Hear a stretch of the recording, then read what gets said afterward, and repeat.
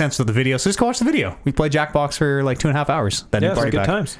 That new party pack, real dope. I would like to play some of that again, I think, at the Game of the Year show.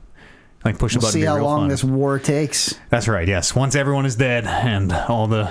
We've added a category. Everyone knows that afterwards we're going to be able to play Jackbox. So it's like, all right, everyone. That's true. 5 minutes. Yeah. We'll come back with a list. We'll just pick one randomly from the hat, and we'll play some Jackbox. Yeah. You know what? We need to solve more problems with rock, paper, scissors on that show. We should have a system of some kind for. We need the equivalent of like our D&D groups. Like, oh, we've been talking about a plan for 40 minutes. We need the person to be like, let's fucking go, you guys. No. Yeah, we need that on the Game of the Year show. January the 25th. That Game of the Year show is coming up. Come and join us. It's a Saturday. Max Gonzalez will be joining us if he ever renews his passport as he's listening to this podcast and buys his plane tickets as he's listening to this podcast. You don't need either of those. Passports are quick, though. Are they? If you get them renewed, I think they're pretty quick. Yeah. If they lapse, they're like super long, aren't they? Yeah, I think we have a 1-year buffer in Canada. So if you go up to a year after your expiry, then it's still super quick. Very sordid history with passport renewals. Didn't you just get yours renewed? I remember talking about this on the podcast maybe it came last year. Came in like a week or so. I brought it in, dropped it off, and it was like in my mailbox a week later. I got the 10-year one. So did I. Yeah, most recently. You're like, I'm never going to have to think about this. Yeah, I'll be dead in 10 years. That's future Matt's problem, that poor bastard. Comes quick.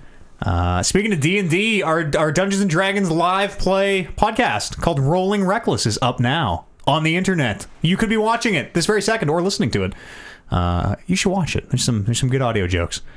Were we speaking of D&D? Yeah, Dungeons & Dragons. I don't know. Were we? I thought we were. I said speaking of D&D. Okay. Wasn't there? It's a good segue. We were talking about...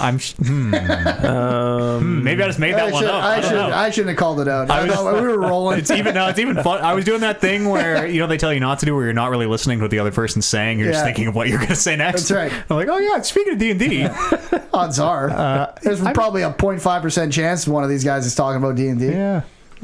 Speaking of D&D, our podcast, Rolling Reckless, out now. Go listen. It's great. Wow, 4 hours almost of Dungeons & Dragons podcast. Going to be hitting you every week. In and around 4 hours.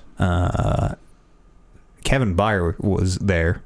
That's true. Rolling hot, new agate dice. Yeah, big rolls. Imported fresh from Mexico, the agate. Big roll. Well, yeah, I mean, we got them from a Mexican agate mine. They were handcrafted by only the smallest hands of smaller than Kevin's even somehow. Yeah. Only the elitist craftspeople are allowed to work on. Well, yeah. Well, no, I mean, maybe. Obviously. It's a blind monastery of dice-making monks who only know... They just know the feel of agate. Yeah, and they can feel the perfect D20 in their hand. That's right. It's like when a sculptor has a piece of stone and they can see the finished art. That's how these die sculptors are. I wonder if it's just like blazing fast too, just like... Yeah, it's probably just I don't know how you would make... You'd probably have to cut... They probably just literally hold it in their hand and squeeze until it's the perfect shape. I went to I wonder how you I wonder how they're actually made. Like, that's how they're actually. Do you cut them? Because you can't just pour it into a mold. You can't just press. Yeah, no. Agates. Maybe you can. It would be cut. It would be cut. You'd have to have a big enough piece of agate to cut your dice. Probably like rings are made. Yeah, jewelers would work with it. It's probably even harder than jewelers because they're so much bigger. You're going to see them. I think that's the main reason why everyone's like, they're not really balanced. Well, then also they happen to roll 20s a lot. I think you rolled maybe 4 20s. It was a lucky start to the session. I mean, everybody has ups and downs, valleys and peaks. It's true. Some of us have big ups. I better stop right there. Go listen to that podcast. It's real dope. Our next episode is going to be on Tuesday, the day after the podcast time tomorrow night. Episode 2 of Rolling Reckless. I feel like I haven't been on the show in a very long time. I don't know if that's true. You were here last week? Yeah, that was kind of like on a podcast proper. It was like a pseudo podcast. I'm trying to think. I can't, like, 5 minutes after we leave, I don't remember who was on the show. It was one of those. It wasn't that long because I remember. You sent the sheet out, and on part of our show notes is we always write in what we've been doing. And I try and write in everything I've been doing since the last show, not just in the last week. And it was like, fuck, was I even done The Outer Worlds the last time I was on this show? I want to say yes. I might also say yes. Well, I put it on my show notes just in case. Okay, we can't. I didn't know if I talked about finishing Jedi Order last time. So You've also talked about Luigi's Mansion on this show. Okay, so I did not start Luigi's Mansion until after I was on The Outer Worlds. So if I've talked about Luigi's Mansion, then I just fucking scrap that. Give me new show notes. It's all garbage. Start this over. Ruined. Okay, welcome to the show. It's episode 300. Big rolls. Yes, and Speaking of D&D, go listen to our show. Go listen to our show. It's very good. If you like D&D, maybe you don't even know what D&D is. Go check it out. I think we play an okay game.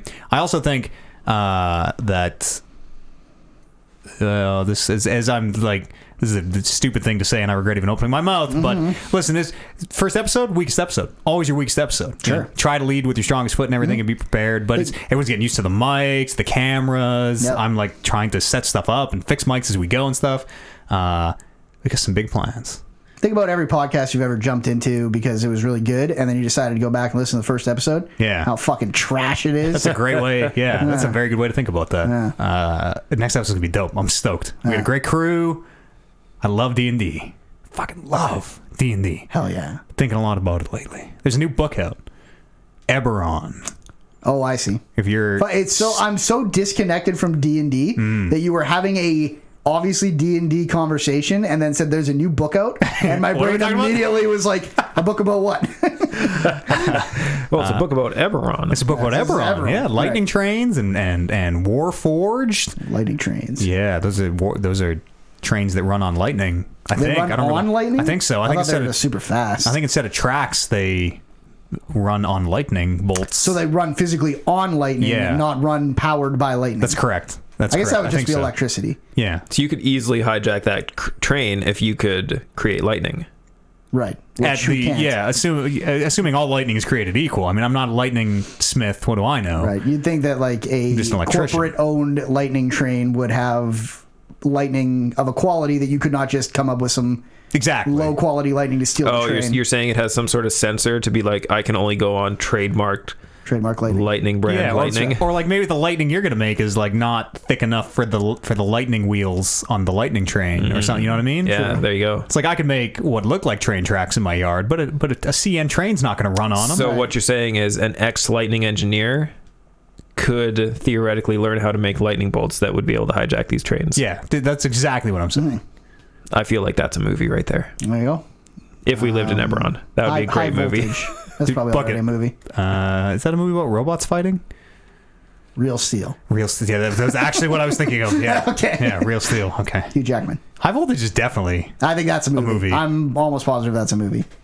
It sounds like it should be. But you never know because it's like video game titles where you'll be like Darkstorm Rising. Right. And I'm like, almost certainly. It must. Those words are a game somewhere.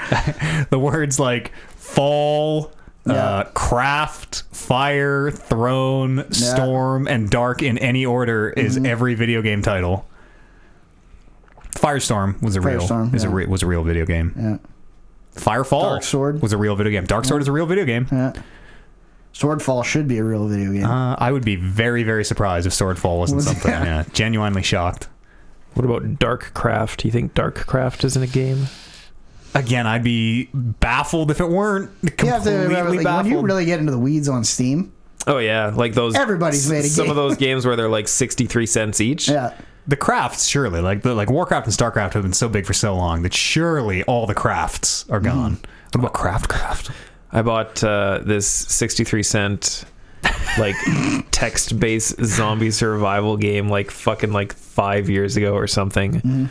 Played it for like 10 minutes and I'm like, wow, I sure spent that 63 cents. Some of those games, I mean, maybe they're not the greatest quality, but I bet there's a lot of games on there like 463. I don't know about this specific one, but a lot of games that like literally just one person in their house made like over a summer. Yep. And it's like, oh, I'll put it on Steam for a Imagine buck. how excited they are when someone fucking buys their Oh yeah, game, too. that person probably got their immediate notification on their email. Somebody bought my game.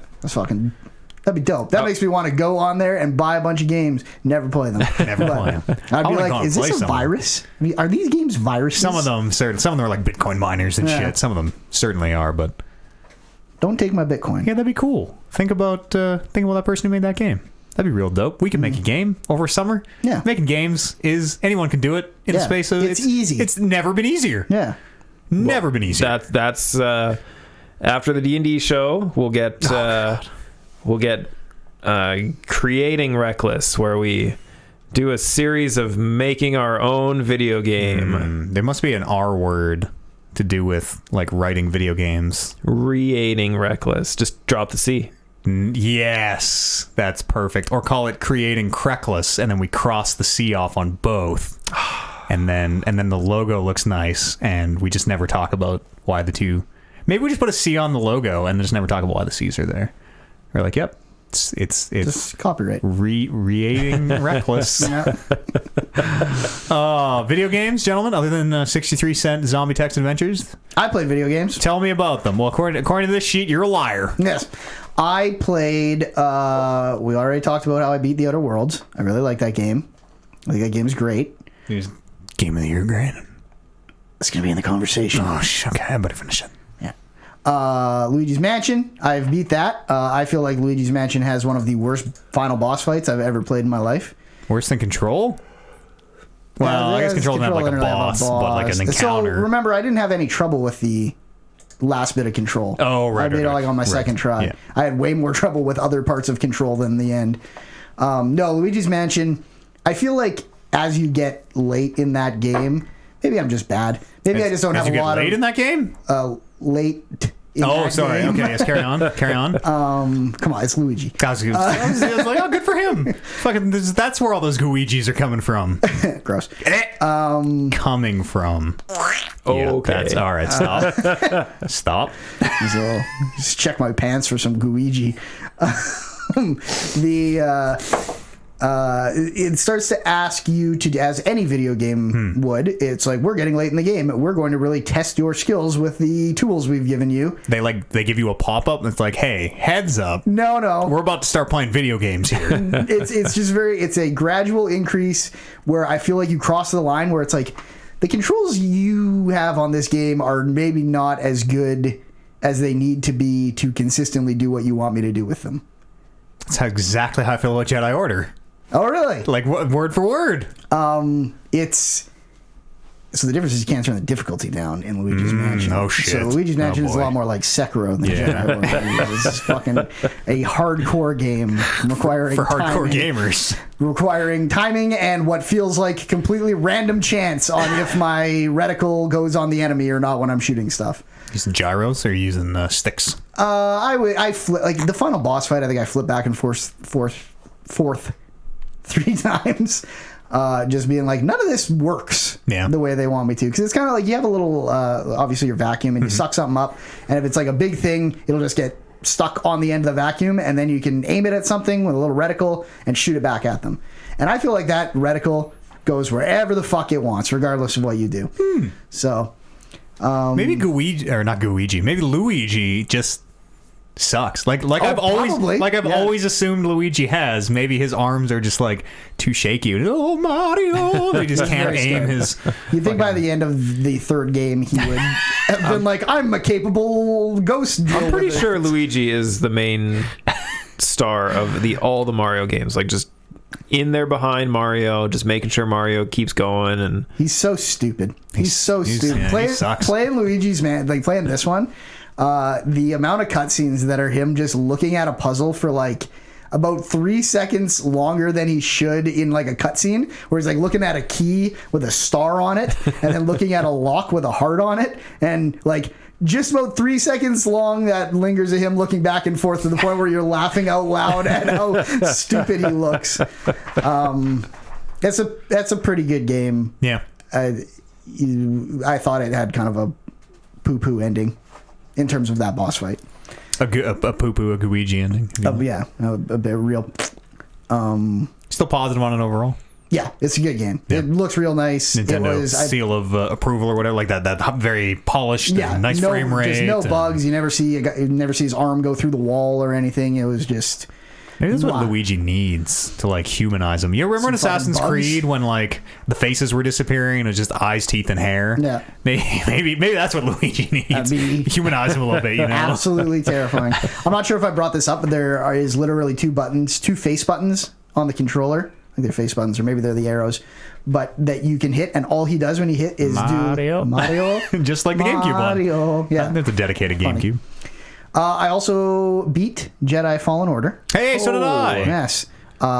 We have... Strong ending. Yes, very strong ending. Hey, a warning here, and I don't know how you avoid this, but the commercial that is running on... I don't even television. know. Yes, just television. Cable television. The commercial for Star Wars Jedi Fallen Order has huge spoilers in it. Fucking huge spoilers in a way that like I finished the game. Ridiculous. I finished the game and then watched that and was like, "Are you fucking shitting me?" Yeah. Of like, is it like things that because you finished the game are obvious that they are spoilers? But no. If you haven't... So I kind of talked about this with Warren, and there are some things where it's like, well, maybe if you weren't in the game, you would just assume this happens. It's hard to talk around too. It is, but it's like it's a thing. It feels like a thing. It is the ending of the game that if you've been playing the game, when that ending hits, you're like, oh, this is fucking dope. Yeah. Oh no, there's a real. There was like.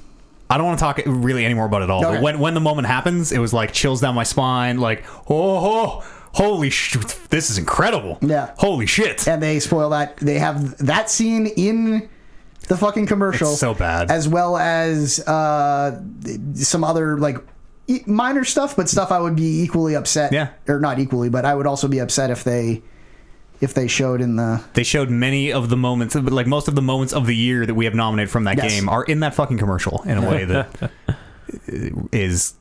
it's baffling. Like once you play the game and then go back and see it, you're like, what the... But it also makes total sense because...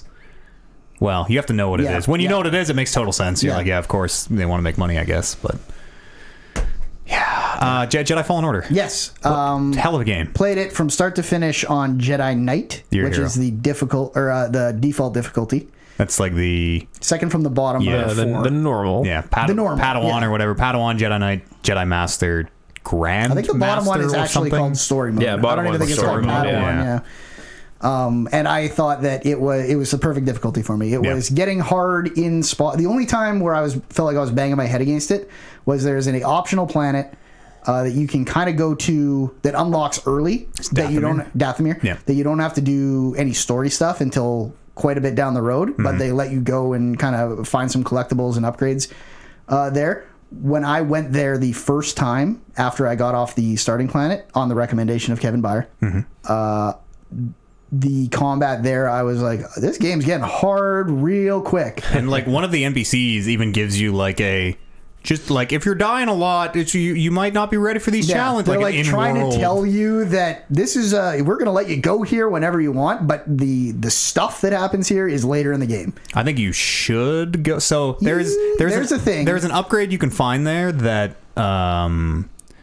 it kind of drastically changes how you might play the game. It's another tool that you can use, and I know you can find it in a few different spots. But I've heard people who there's a way to not find it until like hour 10 of the game, like right as you're wrapping up, right? And then it's like, well, I'm not going to learn to use this new item in like the last hour of the game. I'm not going to change the way I've been playing the entire game to try to fit this thing in, right? So it might be worth it to go to Dathomir and find that upgrade. And I promise you'll know it when you find it. Yep. Because it's real dope. It's one of the things they spoil in that fucking thing. Yeah. It's real dope though. Stupid.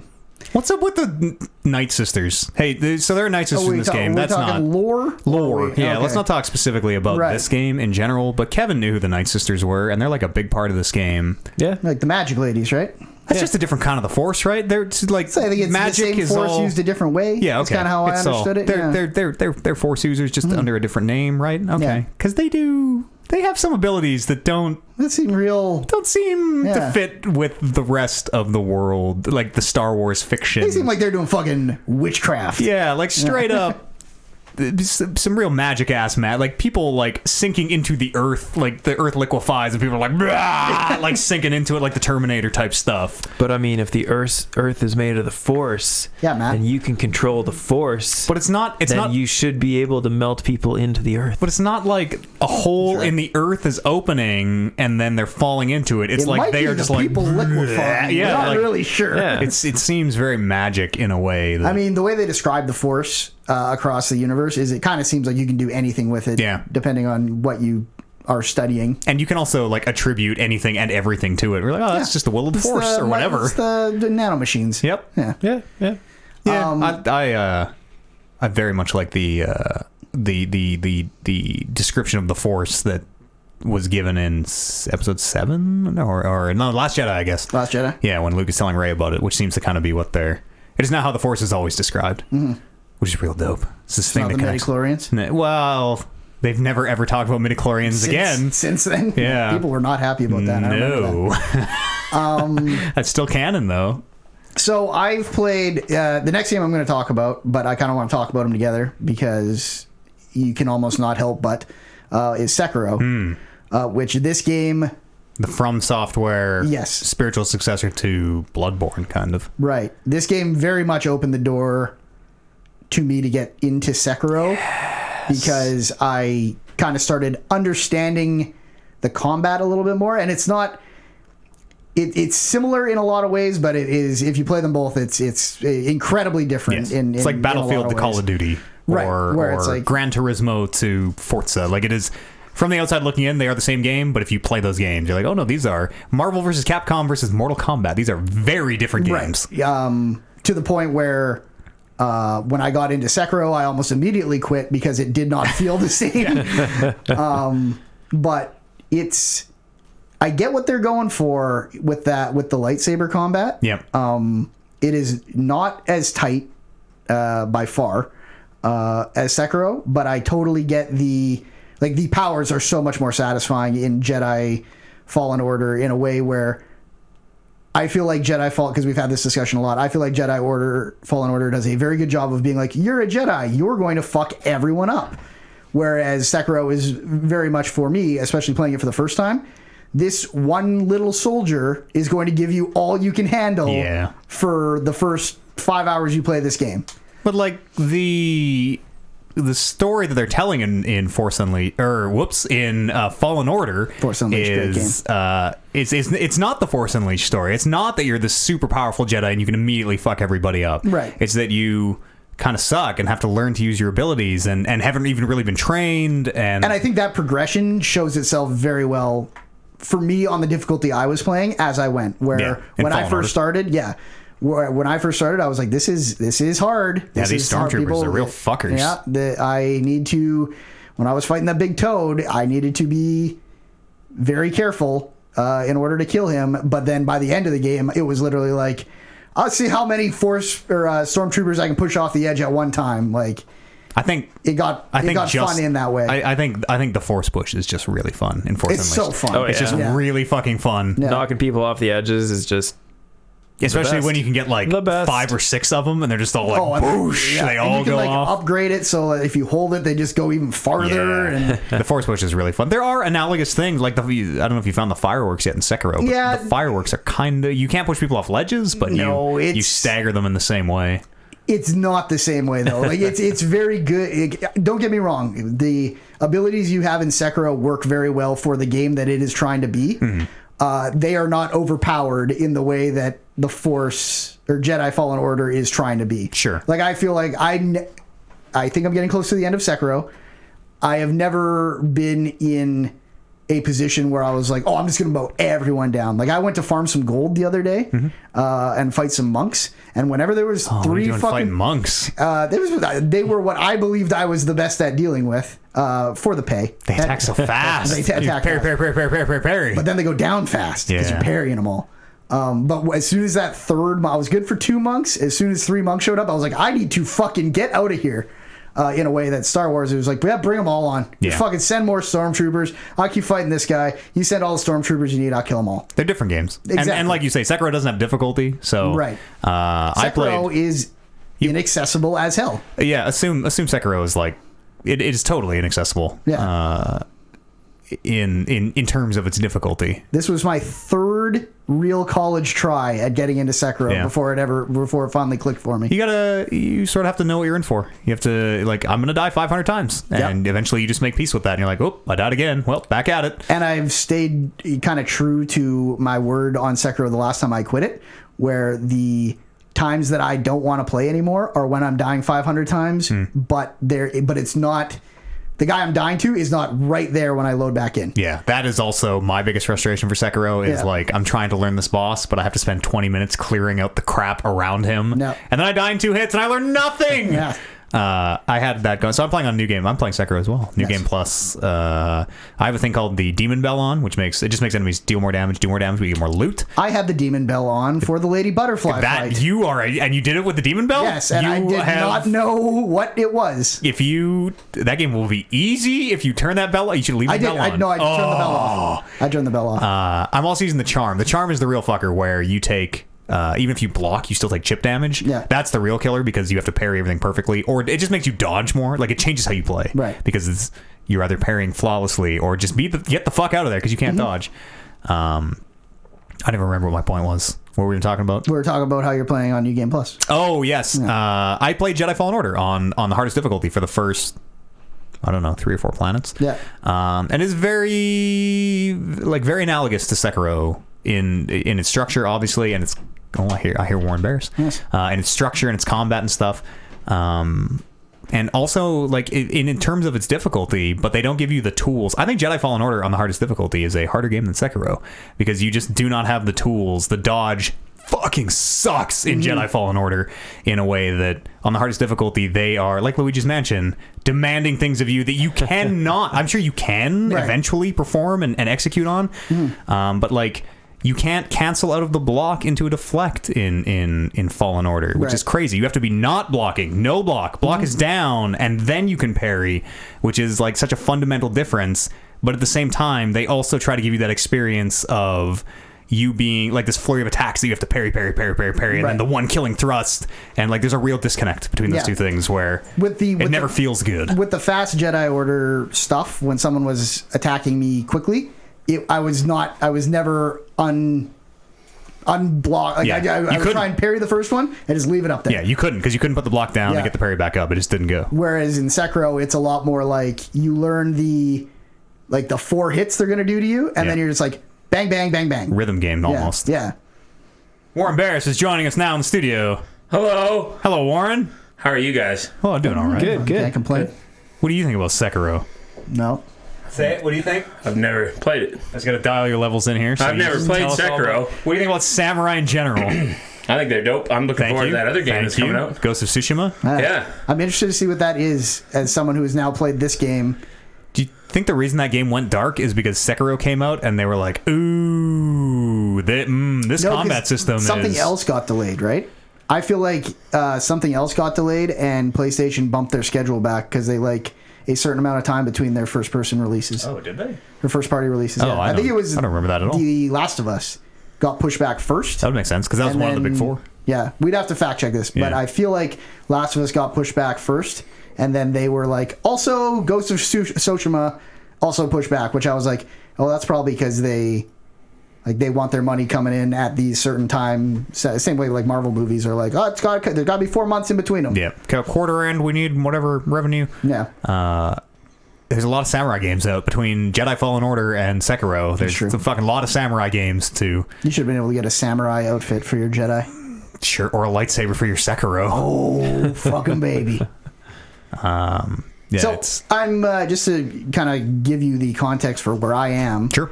Which is hard because I almost feel like I'm fighting the one character that might be considered a spoiler. What do you think? You just call him what his name is. You don't have to say like who he is. The Owl? Yeah. Owl or the Owl. Yeah. Yeah. I am fighting him for the second time. Are you in the past? You fight him once in the memories. I'm in the past. Okay. Yeah. I'm where you fought Lady Butterfly. Okay. And he is a real son of a bitch in that fight. In a way that when I fought him the first time, where you fight him out on the top of the castle, I just wrecked him. Yeah, he's easy mode. Yeah. Did you fight Genichiro? You fought the Lightning Man, right? Yeah, the Lightning Sword Man? He's dead. Okay. Yeah. I didn't have too much trouble with him. Yeah. that is like one of the big, for some reason people get, he's big and he's flashy and he's got big lightning attacks and like yells a lot, and people think he's the hardest spot. People are like, if you can beat Kenichiro, you can beat the game. It's also the lightning thing is the second phase. Yeah. So it's a lot of like, you get him done that first phase and then you're like, okay, let's see if I can learn 2 attacks before he absolutely roasts me again. And they teach you a new counter. They're like, oh, by the way, here's a new system. Jump and then attack before you hit the ground. If he shocks you. I don't think I hit one of those when I beat him. Once you get it down, it is the easiest counter in the game to do, and it does the most damage, which is why Kenichiro is fucking easy. Hot take. He's a piece of shit. He's a piece of shit. I get more hung up on like a lot of the mini bosses than some of the major bosses. How you doing on the headless? Heard that. Which one? The headless. Good. I got 3 of them. Okay. Wow. Yeah. I had to farm divine confetti for half an hour. Oh yeah, I forgot about confetti. Yeah. You should use the confetti if you're fighting. I think you have to hit them. No, you can hit them, but you hit them for almost nothing. There are 5, and some of them have incredible. I didn't get all of them my first playthrough. Some of them apparently have buffs that turn you invisible. Which the underwater you can, one seems easy. Yeah, he's super easy. There's 2 underwater ones. Yeah, they're very, very easy. Yeah.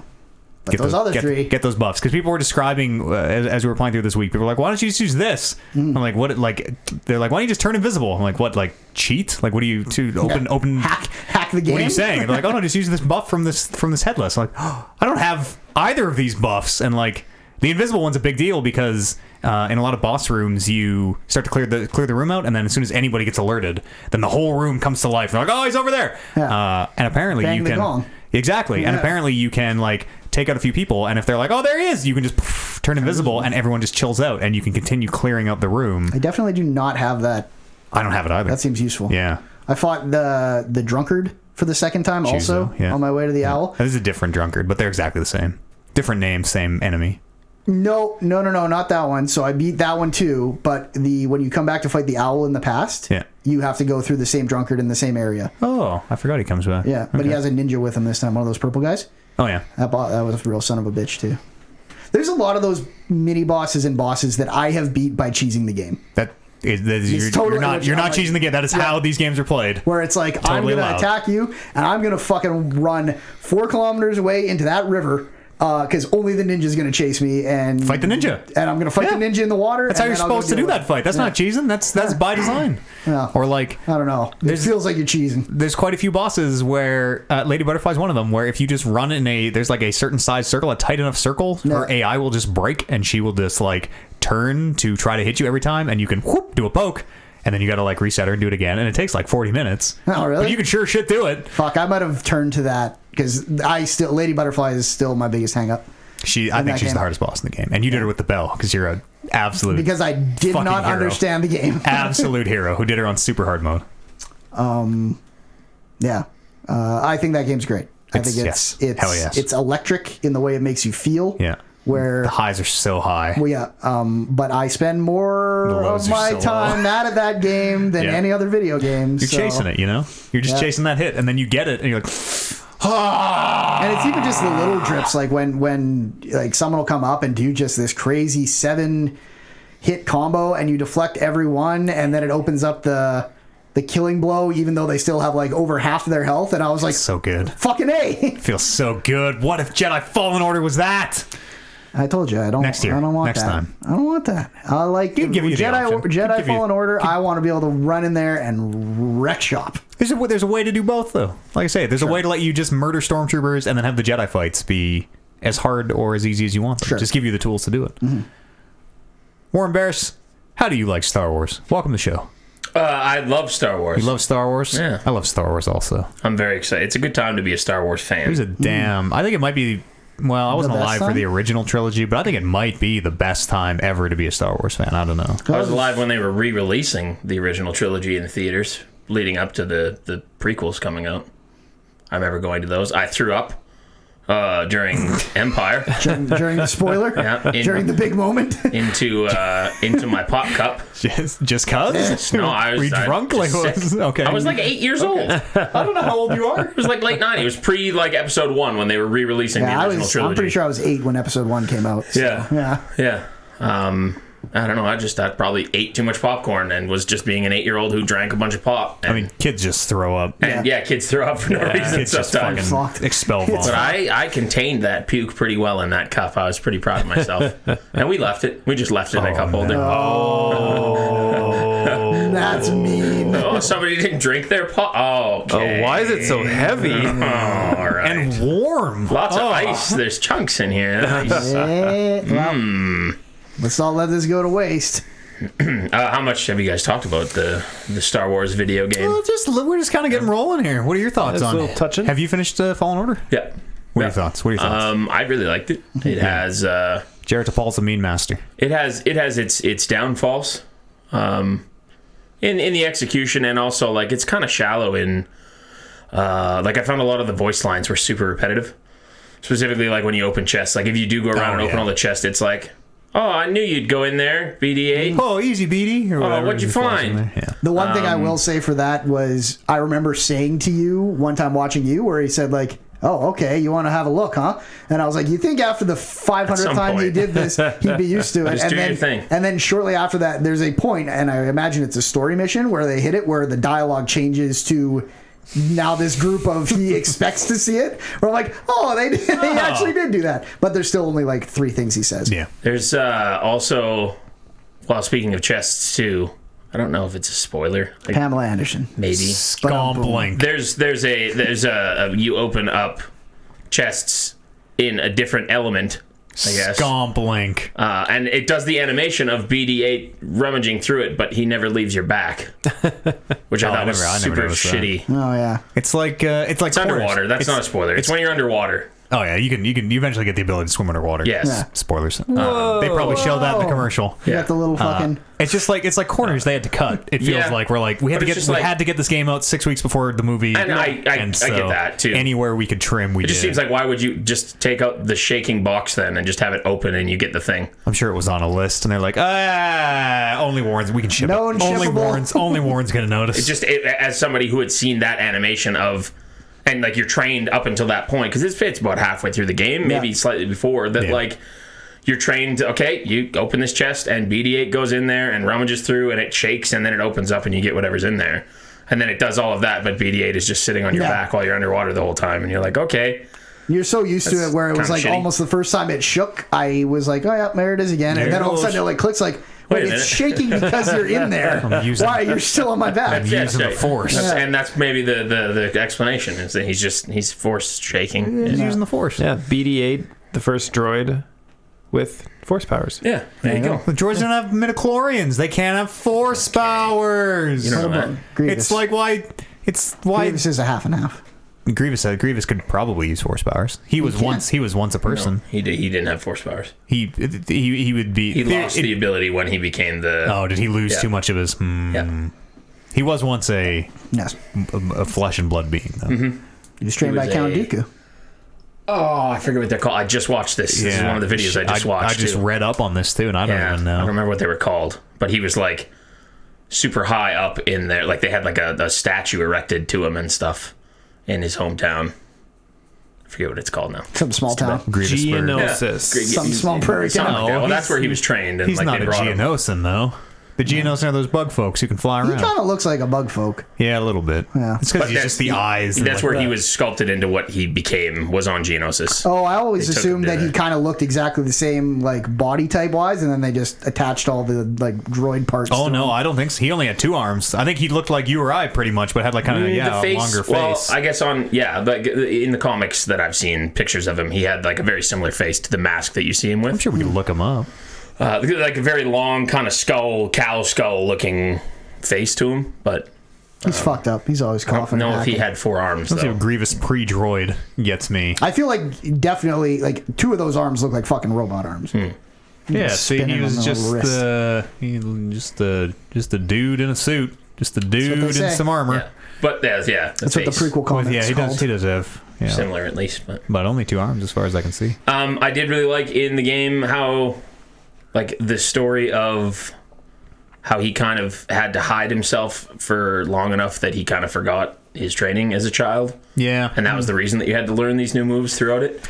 they play. There's a little bit just mechanically, or even like they talk about the Force in a weird way where, like, because I as I'm saying this, I realize I maybe shouldn't talk about spoiler stuff. Yeah, no, I'm trying to this be very game careful. needed Han Solo to at some point come and be like, that's not how the Force works, you guys. Come on. Yeah. Where What they're does Han Solo know? what does Han Solo know?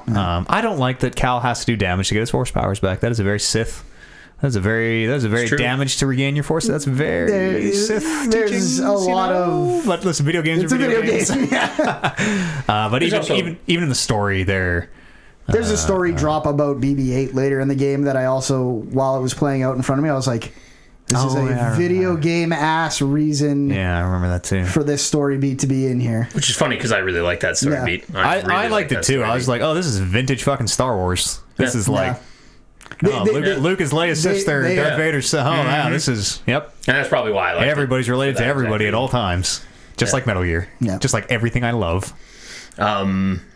I liked how it was like kind of hard at the start, and then as you got more stuff, it became like, okay, now you're more of a Jedi. It's got a good Force push. Real good Force push. It's got some good characters. Enjoyed a lot of the pushing guys off the edge. Oh, yeah. We were talking about that. How many times did you die to the Ogo Bogo? Lots. I think I gave up on him on my first trip there and didn't do it until I came back the second time because I didn't understand at that point that you could even parry things that weren't hitting you with a weapon necessarily. Oh, yeah. I thought, I just have to dodge him as many times as possible and try and not get bit. But once I figured that out, then yeah, it was pretty easy. I also played on the easiest difficulty, so So did I. By the end of the game, so did I. that's kind of what I want. From my Star Wars games, I want to be a guy that just fucks everything up because I'm a Jedi and have a lightsaber and Force powers. There's a time I'm down for either. I love the Force Unleashed. I love the power fantasy of like, Yeah. I'm pulling a Star Destroyer out of orbit. Just fucking look at me. Great. This is a great moment. Yeah, but I also really love the idea of like, I'm this Jedi on the run who can't use his powers or hasn't been trained. Like, I also really like the idea This of fucking like a small swamp dog is giving me everything I can handle. Exactly. Yep. I'm just a nerf herder with a lightsaber.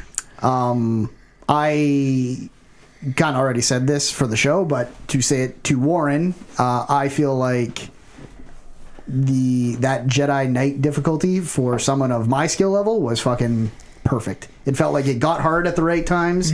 When I fought the other lightsaber people, it was like, okay, this is fucking hard. I have to pay attention to this. But then it was easy otherwise. Does When any- there was 10 stormtroopers. Does anyone know if the other lightsaber people are like in other stories, the canon? The second anywhere? sister and the ninth sister. Yeah, are the I sisters? don't think they are. Okay, I had interesting. this discussion. I guess I can't wait for the I mean, the sisters. sequel. We'll talk after exist, this. I believe. They definitely exist as a Dathomir concept. and like that, but I don't know if they But are like, portrayed yeah, the same way that they are. is in this that game. big? Like, is Well, that we're real talking, big? like, 'cause the there's- lightsaber, not the Night Sisters, Not the Night the Sisters. Inquisitors. Oh, I see. Yeah. Sorry.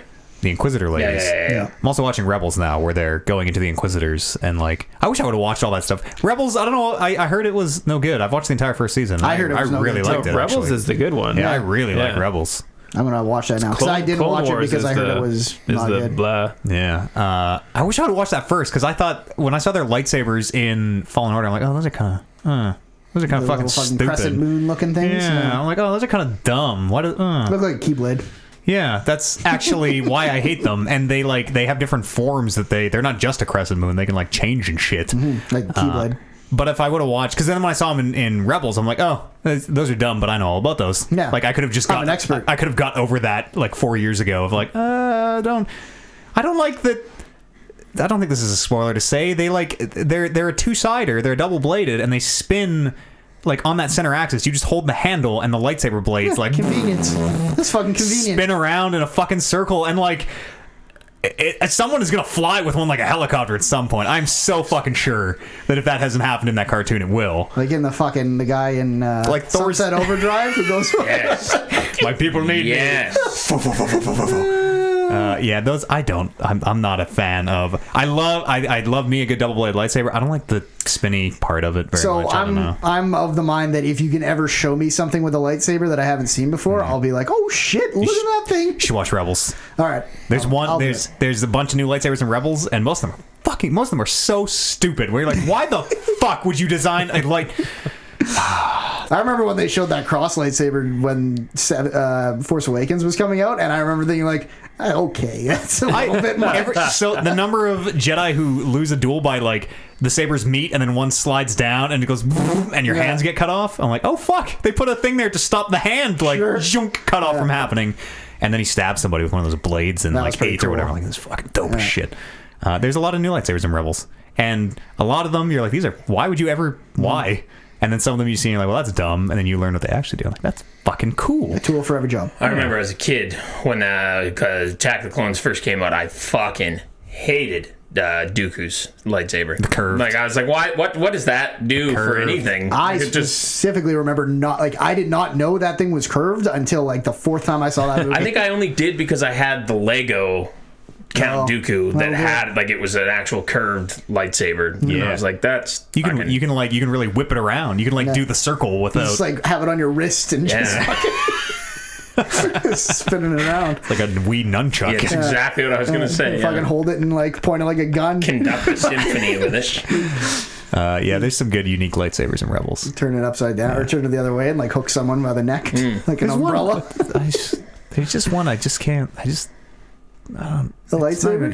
Can I tell you? It's not really spoiler. Well, kind of. No, yeah, go on. For Give a shit. Rebels? Yeah, can I tell you what it is? Yeah, hit it's like us. 4 years old. So it's a lightsaber, but he has to like he has to screw the emitter on. He takes it in 2 pieces and goes and puts the emitter on, and then the blade comes out. It doesn't sound like a good lightsaber. Is it because it's such a super powered lightsaber? No, it's because you can adjust the length of the blade, I think. Oh, like a spray hose. With this mechanism, but you still have to take it out in 2 pieces, which means you can't, if your lightsaber gets knocked off your belt, you can't just pull it into your hand and have it ready to go. You have to pull it in your hand and plug this thing in. That's weird. I think that's what I have it a is, stick I microphone for my job, Yeah. like what you see a reporter holding, and I literally carry it in 2 pieces because it's too big in one piece to like fit in any of my pockets. But you so every might- time I bring it up, I'm just screwing it in. It'll be just like that lightsaber. Yeah, exactly. Yeah, but like you don't need your microphone like there's a bullet on its way to my head. I need to get this mic out and like hang on guys, screw it together. Okay, I'm ready.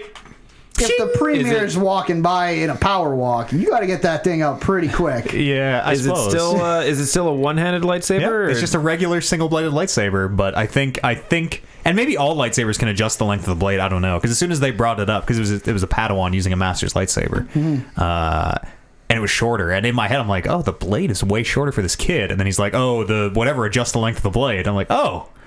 Maybe all lightsabers can adjust the Got like length training of the blade. wheels on them, and Yeah, or like maybe every lightsaber just has a little setting where you're like, doop, or it like adjusts to your height or whatever. you like shrink it down to like a little knife. Because if you're too Poking. short, you're just going to always be cutting the ground. I would pick 10 feet tall. Well, that's what I said. Was My like, lightsaber would when be you like- then it's a gun. Yeah, and it's exactly. Like, now it's 80 feet long. I mean, now it's 0 feet long or whatever. Yoda's like 2 foot nothing, and he looked like he had a regular sized lightsaber. I bet it was He smaller. was a little smaller. Yeah, Just gotta probably. keep it facing up. Probably have to be. Well, he also like flies He around fucking and jumps shit. a lot. Yeah. I like Rebels a lot. I finished that first season. I think I have 1 episode of the first season left. Actually, I How many like seasons are there? 4. I think. I'll probably watch that. Yeah, I'm running out of it's Star quite a Wars bit. to watch. It's very well made. It's definitely for kids, but it's not for kids in the way that like Clone Wars is. Right. A lot of people die in Rebels in a way that everyone is like murdering thousands of stormtroopers sometimes, and like they're like on fire, crawling out of an explosion, like help me! Like it's brutal, and they're all just like it's a kid show, so they're just like, I guess we got him, huh? Like yeah, high five! Like holy fuck, you guys! When does it take place? Before New Hope, 5 years before New Hope, between like same time as Fallen Order, after 66, before New Hope. Right. Order 66. That's great. Star Wars is great. Star Wars is I'm great. excited. I really love Star Wars. That video game does Star Wars very well too. Yeah. Yeah. Sounds and sights Incredible and storytelling as well. story. Yeah. The story's really good. I think I started saying and then got sidetracked, but you spend barely any time with those characters, like Seer and Grease, and you meet a couple others later. Yeah. You It's very spend- much a 2-man show with the droid, but Totally, but like even you spend maybe 15 minutes total, like cutscene time and everything with them. Even just that brief time, like those are characters that you care about by the end of that game. Yep. And they do a lot with very little physical, like very little time of storytelling. Yeah. They do quite a bit. even in like the whatever the codex is called in that game, where it'll have like Seer and have her like. You can literally see there are 4 entries that you are going to get about her throughout this game, and every time one of those like pops, you're just like, holy fuck! It's like the character just keeps like every time that one of those pops, you're like, wow, I view this character in a totally different way than I did before this. They have very good arcs, and like it's I guess it's just impressive to me how much they do, like the arc they tell in a very, very short amount of time. Really, is super, super well done. I really like that game. Grease is the fucking man. Calls himself Greasy Money, baby. Yeah, needs the he's the man who needs the spin-off. Yes. Fucking pilot game. Yeah, I'll remind me after the show to ask you more about those Inquisitor sisters. Yeah. I brought it up for a reason, but I realize it's a bit of a spoiler to say now. Gotcha. I have a very outlandish theory for some DLC.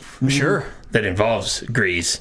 One of the voice lines that he says later on in the game, which is not a spoiler, it's on a planet that you visit, that he's like outside the ship talking to somebody else, and if you go up and talk to him, there's this dialogue where he says something, and then somebody else suggests, we should maybe take a trip back to your home planet. He's like, yeah, I haven't been back there in a long time. I wonder if things are any different. It'd be cool. I'll think about it. That's what I want to do. I want to go back, and maybe there's some shit going on in his home planet. We got to help him clear up some shit. That's what I want to do. I'd love some story DLC for that game, because they leave it open in such a way that by the end, you're just like, this is your crew now. Yep. You fucking go roll with these guys, see if they can get into some trouble. And like, it's left in a way that they could make more games, or they could just leave it. Like, you get enough closure that I feel fine where that story's left, but also there's room to tell more. Yeah. Kevin, where are you in that game? I have had my second duel with the second sister. Gotcha. Large one. And then she took her helmet off. Right. She's big girl. We had horns on her. Yeah. What? No, you see one. No, he's talking about the second fight with the main. Sorry. Her name is the second sister. Yes. Oh, sorry. Okay, not the second sister who you fight in that game. No. Oh, not the ninth sister. The BD8 plays a factor in some way. Yeah. Okay, It's a I good know man, exactly what you BD8. are. Yeah. Big Dick 8 is a good man. Yeah. You know what? I've been batting this around in my head a lot. I think that might be my favorite droid in the Star Wars universe. Character of the year. Yeah, man. I think you gotta let it. I think you just need a little, like a week or two. You're in the away fever dream. Yeah. I've been there. I'm not crazy about BD8, honestly. He's cool. He's very good. Yeah. There was a story drop that I think either hits or it doesn't for you, and it very much did not hit for me. About BD8. I think that story drop aside, like I'm basing it off of like, and I think it's probably because he's very like, I don't know, he's kind of like a dog in his mannerisms. Also, and like, I don't know, the way he animates himself and even the way he walks. Yeah. He's kind of like a little pet. The droid in Rebels is named Chop or something, but he's like a shitty droid where everything he says, it sounds like he's saying what the fuck or like fuck off, but it's all like droid sounds, and he's always like, he has his equivalent of like flipping people the bird and stuff. I think Chop is my favorite. That's pretty cool. I'm a big fan. No, he sucks, but he's okay. K2 from Rogue One, the big security droid. Oh, yeah, she's I great. fucking love him. Also great. Yeah. Which one are you talking about? You're talking about the one from Solo? Is that from Solo? The like sassy security droid? No, I'm talking about the. Which one's K2? He's the one that like kind of has no sarcasm filter. And Super skinny. you fight him all the time in Fallen Order. The big black choke slams you. I thought, is that not the same one from? No, Solo. You're thinking of the one from Solo, which is like Lando's a sassy companion. girl. Yeah. Oh, I thought she was the big, bulky. She's also big. Droid. But she's not I do. the Imperial It's kind of. security droid. It's kind of all coming. It's all falling into place. Yeah. Yeah. I like IG-88 or whatever the one from the beginning of Mandalorian is. That IG. That real skinny one who dope. He's a real. That robot they're shows up all over canon, the original ones. Yeah. Yeah, he's real dope. Dope. There's some good droids. I fucking love Star I Wars. mean, R2-D2 still fucking. Yeah, he's my boy. How do you beat R2-D2? R2 is the real chosen one. R2's the one who has the Force. R2's the one who's like he's making this ship run. pretending to be offline until the end of the movie when he's like, I'll just power back up and tell everybody where the map. R2's fucking running the show. Yeah. He's a good man. I'd probably put him at third right now. It's all about C-3PO. BB-8. Who's your? I mean, see, he's a classic. BB-8's good. Actually, that's not true. 3PO. I think I'm the worst at this because I never get it right. But I think what's his Anthony? Who's the voice of C-3PO? I have no idea. No. That might be. I don't know. Whatever is. I think the actor does the voice in Rebels. But again, I thought that for Clone Wars and was totally wrong on every count. It's a great sound like if not. Yeah. I really like Star Wars. Fuck. I can't wait for that Star movie. Wars I can't wait for that fucking movie. Yeah, me neither. We're like 2 weeks away here, boys. A little more than. 3 weeks. Little less. Yeah. So. Anthony Daniels. Anthony Daniels, nice. Yeah, it sounds like him. You should watch Rebels. We'll talk after Rebels. More embarrassed. Do you play any video games? Yep, I finished that game that we just talked about. I also finished Luigi's Mansion, which I don't know if you talked about already. Yeah, we a just I just kind complained of about the final Finish boss. that. That was pretty much it. Just yesterday. How'd you find the final boss? It was kind of... Yeah, I mean, A squid or no squid? it was... I guess overall, Noah Squid. Okay. Those are the if only I two had options. if I had to land on a side, It's point I think 5. it'd be Noah closer Squid. to the line, maybe, than like fully on Noah Squid's side. But She's close to squid. No, yes, no. yes, exactly. I will say that I feel like one of the biggest differences between me and Warren on that final boss fight was that you never actually died, did you? Because you I had had all five, the boat. yeah. There's a revival item that you can, when you die, it'll just bring you back to life. You don't lose any progress on the boss fight. That's true. And Warren had a bunch of those, so he technically only fought that boss once. Oh, okay. Whereas I fought that boss many a time because I could not hit the shot that they wanted. Yeah. No. I actually enjoyed that game. I was surprised. I was telling Brando. I was surprised with its length. How long, long game. give or take? 15 hours. Yeah, 15 Maybe a little bit more. to That's 20, like- depending yeah. on if you're collecting. It's about as long. Was it the second one? One of them.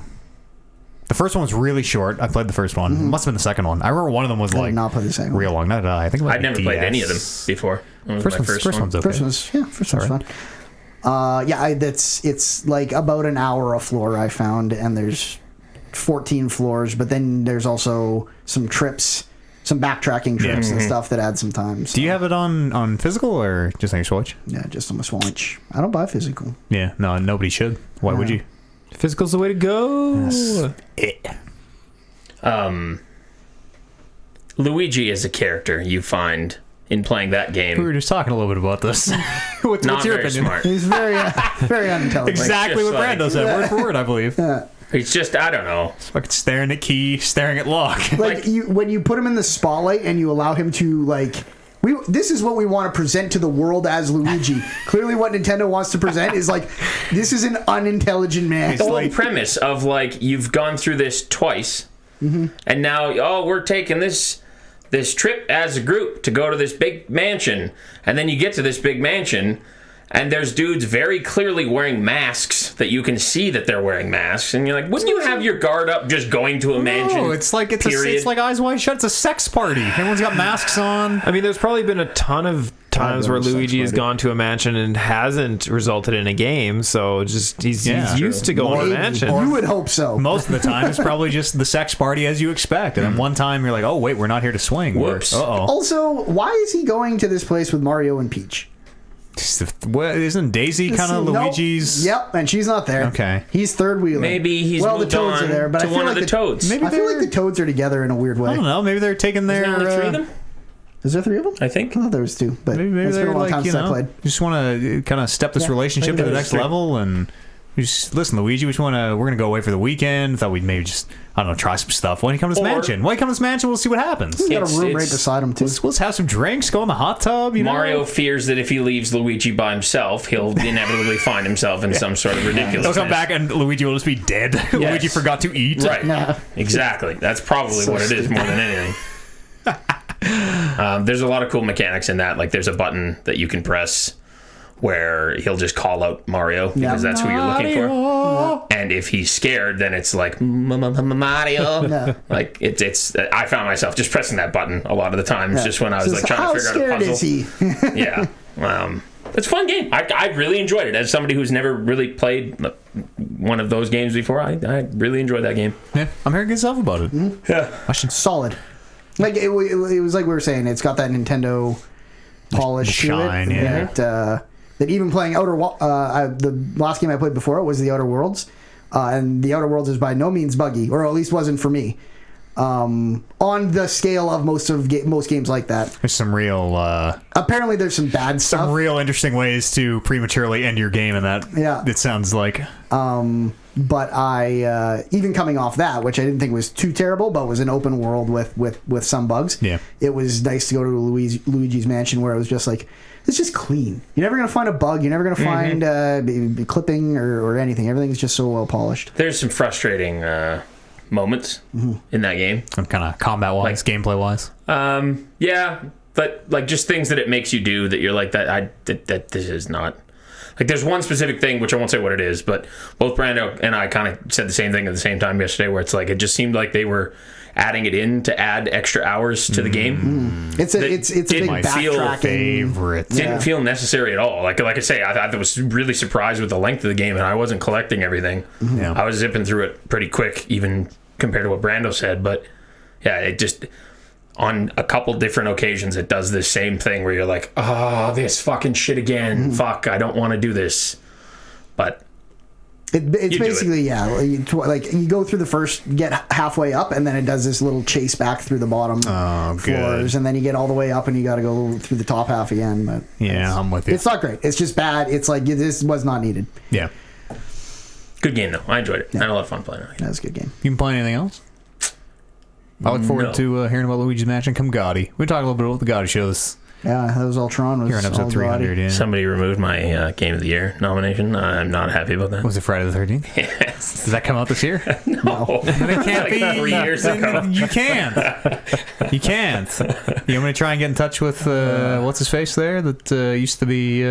Listen, I know. Didn't we talk about this last week? I know in a very roundabout way. Yes. I know the game designer on Absolutely. Friday the 13th. You telling me you got the biggest fan in the world right here. Yeah, So that's honestly not a lie. Yeah. Just get him to do like an official re-release of it for December 31st. Boom. Oh shit, the Barris edition or something. Yeah, hell yeah. The Barris collection. Get me as one of the counselors in there. And we're That'd be good. funny. Slow as shit. But I can swing a mean Yeah, bat. high health or something. some other stats. Yes. I'm in. What have you been up to, Kev? Just been playing some games. Hey, I know how it is. Yeah. Yeah. What kind of games you been playing? He's living that $100 lifestyle now, so you don't even need to care about what games you're playing. That's right. It's every day's a roll of the dice.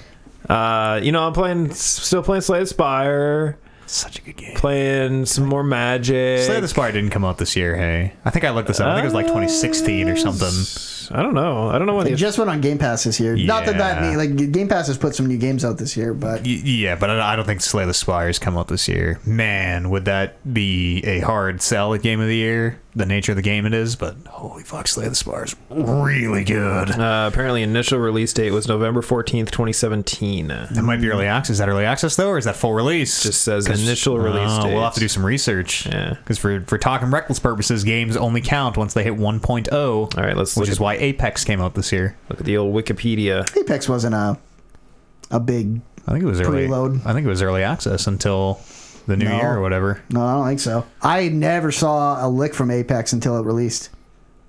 Yeah, it was that. Remember, we were at the Game of the Year show, It dropped, and we were like, it hey, dropped out of nowhere. this game's coming on Tuesday, and then it came. Is that Yeah. right? Okay. Yeah. Yeah. Maybe I'm getting mixed up. The early access period ended on January 23rd, 2019 with the full release of the game. It came out this year. Came out this year. There you go. You guys should try the little. You can do- I Slay have. the Spire. Yeah. I don't it's like on, it. It's on Game Pass. You don't like it?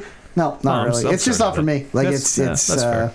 That's totally I've fair. played games like that, and it might be the best one. But it's just like I think I talked about this on the podcast. I played up through that first stage, and I was like, "This is neat. I don't care." That's too bad. It's I think it's my favorite like deck building.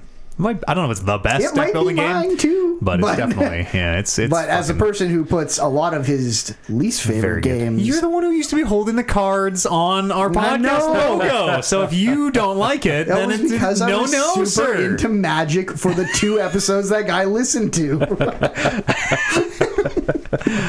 Because it was free on Xbox. And I was like, I Duels need the something. Planeswalkers. I need something to play so that I can talk about it on the show, and I played Magic, and that guy listened to that show. Now you're the card game editor here at Talking Reckless. I say, as the man in the cartoon, that it just does not belong in our top 5. Wow. Anime editor and card game editor. That's true. Brandon Lynch. I don't edit as much anime as I used to. No. Since the one anime show I edited ended. Yeah, Dragon Ball Z. I'm definitely the anime editor now. I'm gonna pass that torch on to you. Fucking sucks ass.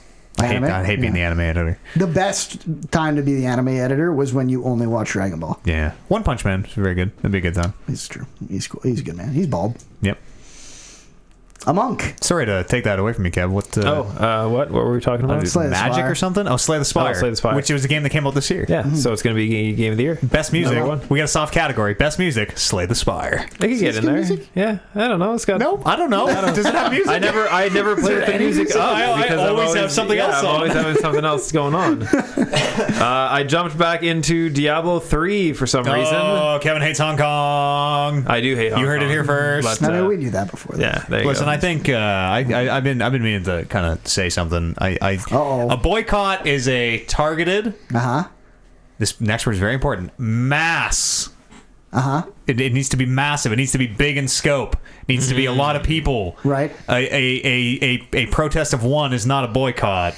Are you implying we should be doing this? No, I'm implying the people who have been boycotting Blizzard. I think our time is coming to an end. I think our Blizzard boycott was maybe It's just not happening. didn't work. was Just maybe against Steam? non-successful. Yeah. Well, BlizzCon came around, and then not everybody, but a lot of people suddenly started posting things on Reddit like, how do I undelete my Blizzard account? Yeah. And as soon as that wave came, you kind of felt it maybe You kinda losing knew. steam a little bit.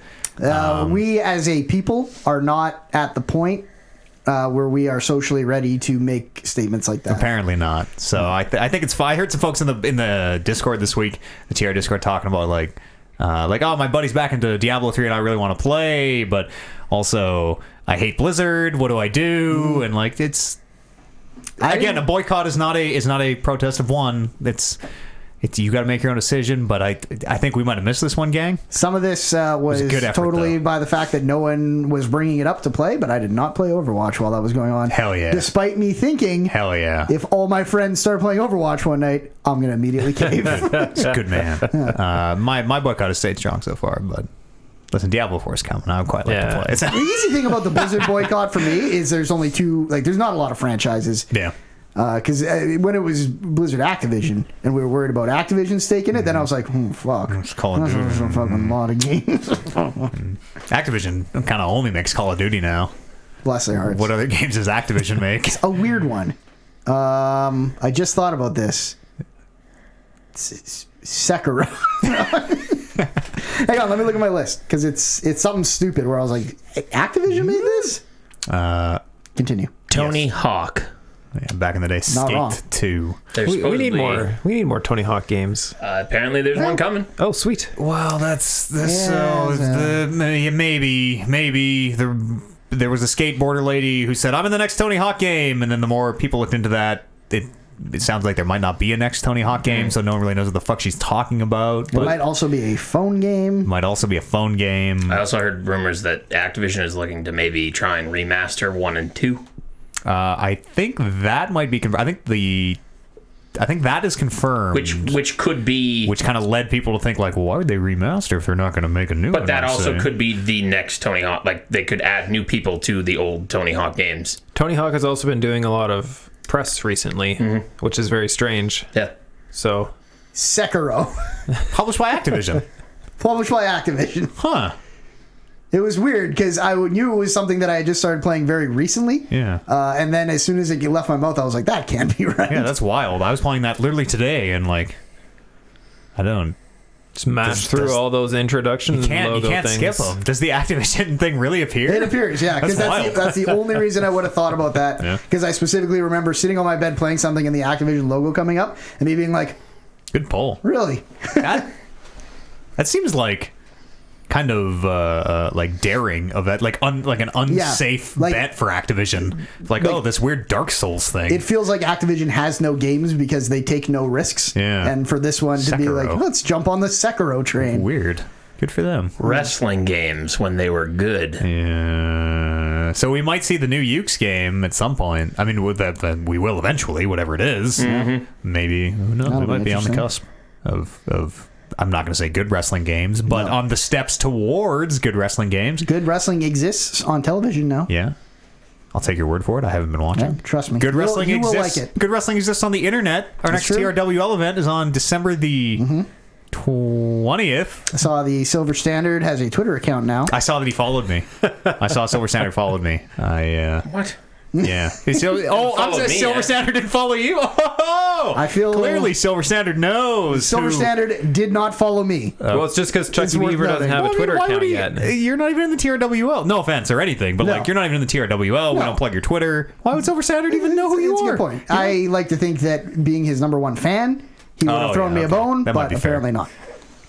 From Silver City, New Mexico. Fucking right. I have to see if we can get his build from the change to. I wonder if Silver City's in 2K. Yeah. Yeah, December the 20th, TRWL event. Doinkception.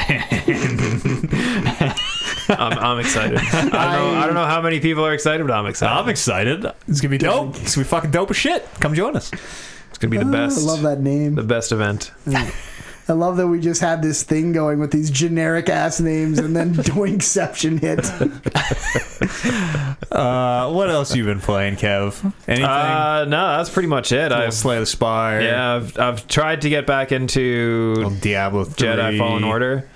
You should finish it. You should bump that bitch down to easy and finish it off. Oh no, it's not that easy. it's not that I'm having a difficult time with it. It's just I haven't found time to play Oh, that's fair. because I usually really only like getting into it on the weekends where I can put some Put some serious time. time into A it. few good hours in. Yeah, because I mean, if I play during the weekday, I realistically only have an hour and a half or so to get into it, and I don't know, that just doesn't feel like Oh, enough. I'm with you. That's like by the time you're like finally settled in, you're like, oh, let's play some Yeah. Star Wars. Yeah. Like, well, time for bed. Yeah, exactly. Yeah, I'm with you. So, my D&D campaign is wrapping up tomorrow, Friday, Saturday. What day is it today? In real time or podcast time? Real time. Thursday.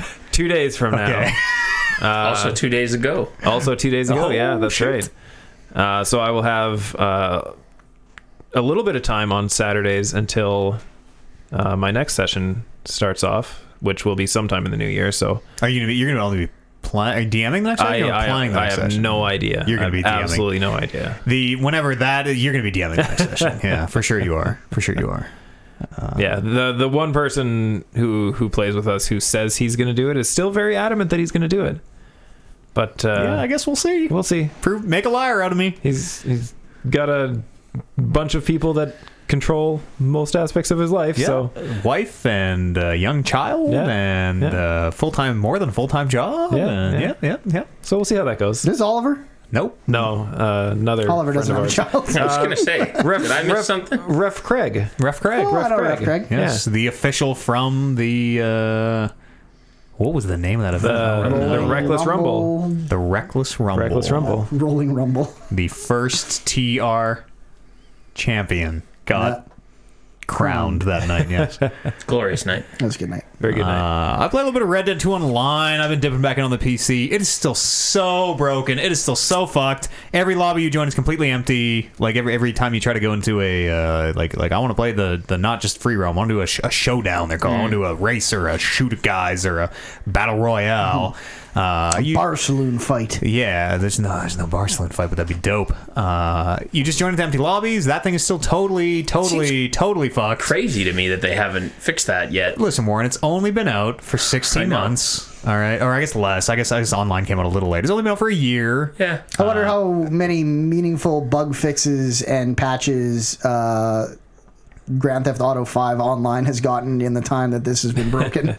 Shit, they're not even started the patch. They don't give up. I wonder. fucking yeah. GTA Online makes a lot of money. Makes All the Rockstar money. the most money. Yeah. Yeah. So I bet most of their resources are focused on that. Like, I bet you every now and then they get a little, like, they get ahead of the game a little bit, all the workers, and they're like, what if we should start on some some Red Dead stuff. Nah, And then it's the boss is just like, fuck, keep this money train going. Yeah, it's still really, really broken. There's a new role coming out, the Moonshiner, on December the 13th, which will cost premium currency, real money, which still super offends me that there is nothing to do in that $80 games multiplayer unless you spend a little bit. Unless you spend, it's about $25 to unlock all the extra stuff. Although, like, be a trader or be a bounty hunter and do all this stuff. And even, like, the trader missions fucking suck ass. I did a bunch of trader missions. They're so boring. It's like you are just you're just bringing corpses to your camp. You're just out there. I'm gonna go hunt, bring a corpse back. Hunt, bring a corpse back. Hunt, bring a corpse back.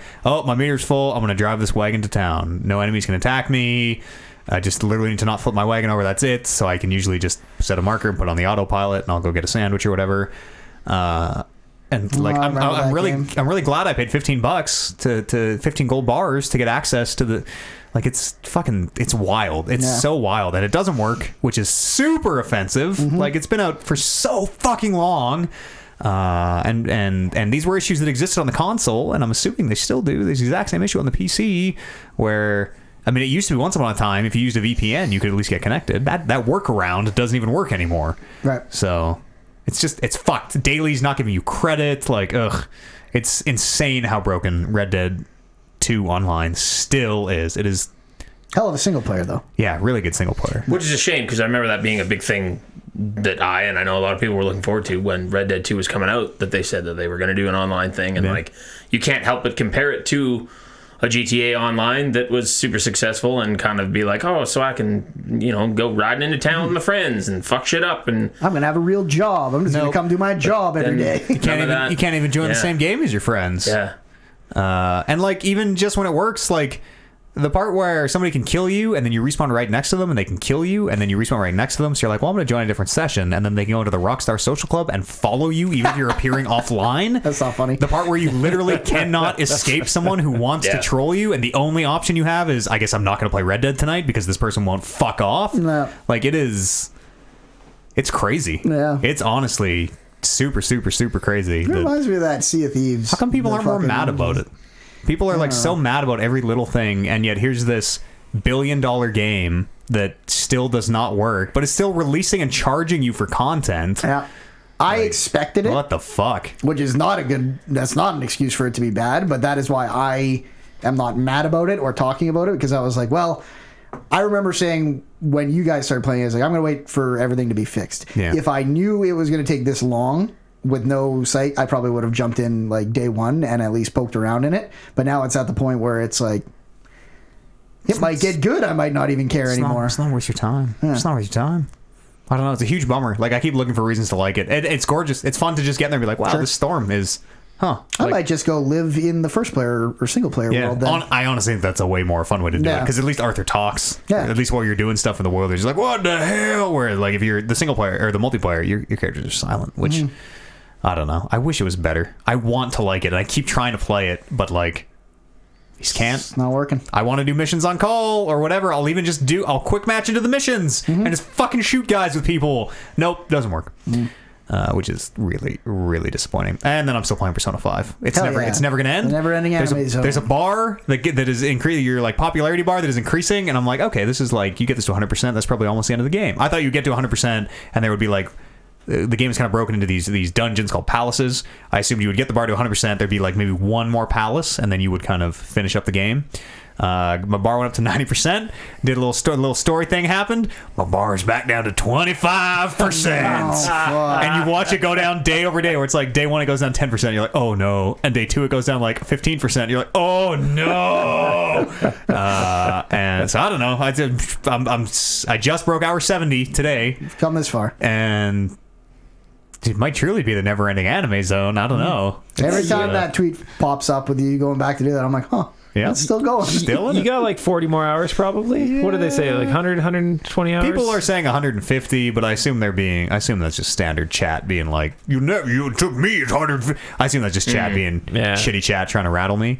I'm gonna guess 100. Chat. I'm gonna guess 100.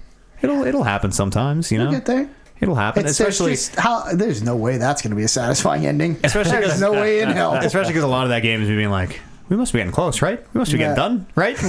We're getting close, and it's just people like, you took me 589 hours. You ain't even out of the tutorial. Oh, no. So, in my heart of hearts, I want to believe these people are trolling me, Yeah. but in my... Brain of brains. Yes, in my brain of brains, I worry that they're Dead accurate. not, and it really is 150 hours. It's it's fun. It's dirty work, It's but just a lot of someone's gotta do game. it. it's just a lot of game. You know, the most game does not make the best game. Nope. And as someone who doesn't enjoy the combat in Persona, there sure is a lot of it. Yeah. there sure is an awful lot of it. It's like Pokemon, but it wasn't the Pokemon I grew up with. So to me, it makes no fucking sense. Sure. Pokemon, I get. If you're a bird in the sky, of course you're weak to lightning. Yeah. Because The lightning hits the birds. Yeah, if you're You see it all the time. Yeah, Look up if the you're a fire type, of course you're weak to water. Water beats fire. Yep. In Persona, it's Poison like and ghost. Obviously. yeah, it's you psychic against it. Yeah. In Persona, it's like, oh, you're a flaming half-naked owl man encased in a rock. You're probably weak to nuclear. That's what I think. Yeah. Like, there's just no, I don't know. rhyme or reason. There probably is, Sure. but I can't. It's the kind of thing, like you said, if you got in on the ground floor, Yeah. this would all be like, oh yeah, old of hat course. for you. Oh, the flying ones are always weak to guns or whatever. right. Yeah, As obviously. everything should be. Yep. And then there are two types. I'm 70 hours in. There are two types of damage in that game I've never even seen. There are two icons for damage types that I don't even know what they probably a- fucking are yet. The second 50 hours. Yeah, it's long. It's good though. It's very good. Very, very well made. Best music. Oh fuck! If I was playing Persona the year it came out, the music is so good. The music is so. They have that song I like. Dun, dun, dun, dun, dun, That's dun, 4. dun, dun. No, the music. Well, I know it was 4. I was just hoping it was in 5. So the music in 4 is good in a way that, like, that's really dumb. I'd put this on at a party and be like, haha, like you Yeah, did. Like, I think yeah. you were saying you did. Yeah. The music in 5 is legit.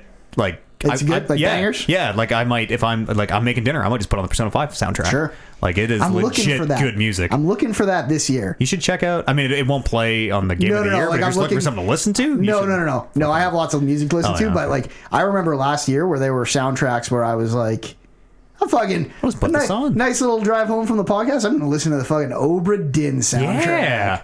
And say all the lines. Like, oh, the mask is whatever. Yeah, Persona 5 music is so fucking good. Yeah. Like, whew. Whew. Ooh, hot damn. Hot damn. I think that's all I played. What else did I run on my sheet? Nothing. That's it. Frigged. So Red Dead 2 still frigged, it says. Mm-hmm. Well, let's take a quick break here, gang. We'll come back, talk about some news, read some emails, and see you here on the other side of this musical break.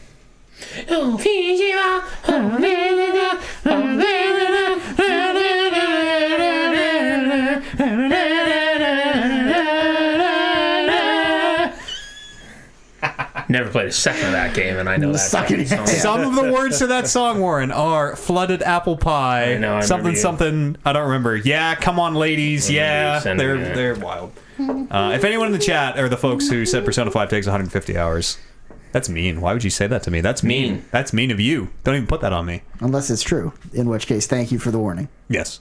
No. If it's It's true, worse if it's true. Yeah. If it's true, you should have lied to me. Yeah. Oh God.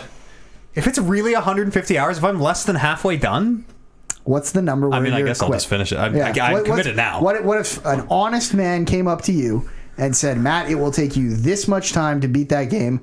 What is there a number? If I knew that this person wasn't lying, Yeah, if you knew 100%, and it wasn't even ballpark, he's going to give you a fucking to-minute fucking accurate statement. it'd be pretty high. It'd be over 200 at this point. Yeah.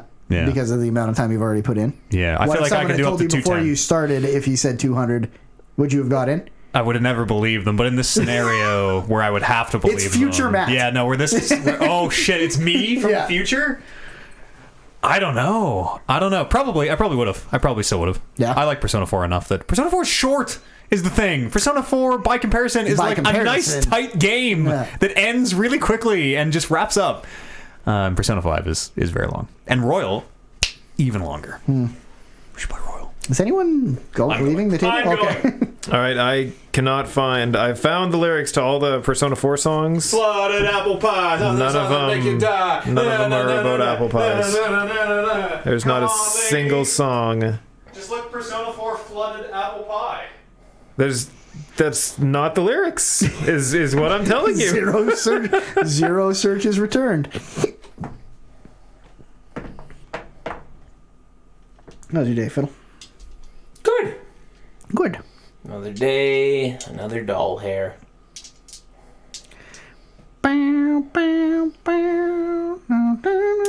I think this is the song he must be talking about Play it. because, well, it's just the lyrics. Oh.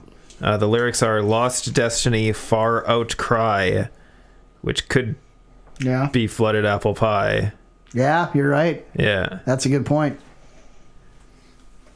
They hear you no more. Numb feeling, whole dizziness, deep scars, no pain. I feel like that's the song. Yeah, it's got to be. It's called a great song. It's called "Backside of the TV." Oh, that's not what it's called. That's Hang on. fair. I know what the song's called. I'm sure I have it on my Spotify somewhere. Maybe it was in my Spotify year in review.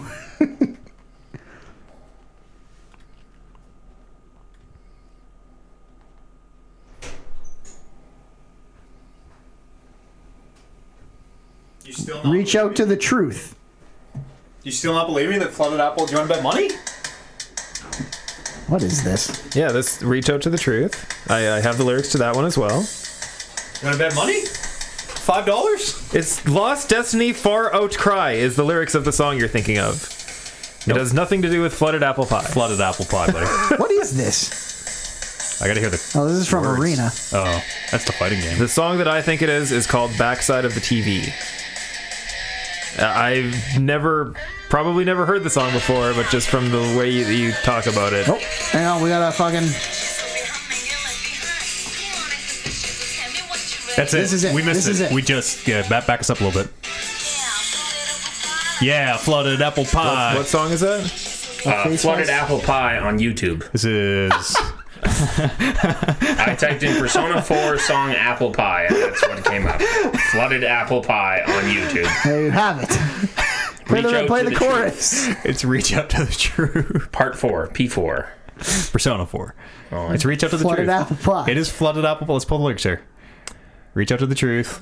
Now I face out, I hold out, I reach out to the truth of my life, seeking to seize on the whole moment, yeah. Yeah, naked truth lies only if you realize, appearing in nobody's eyes till they sterilize.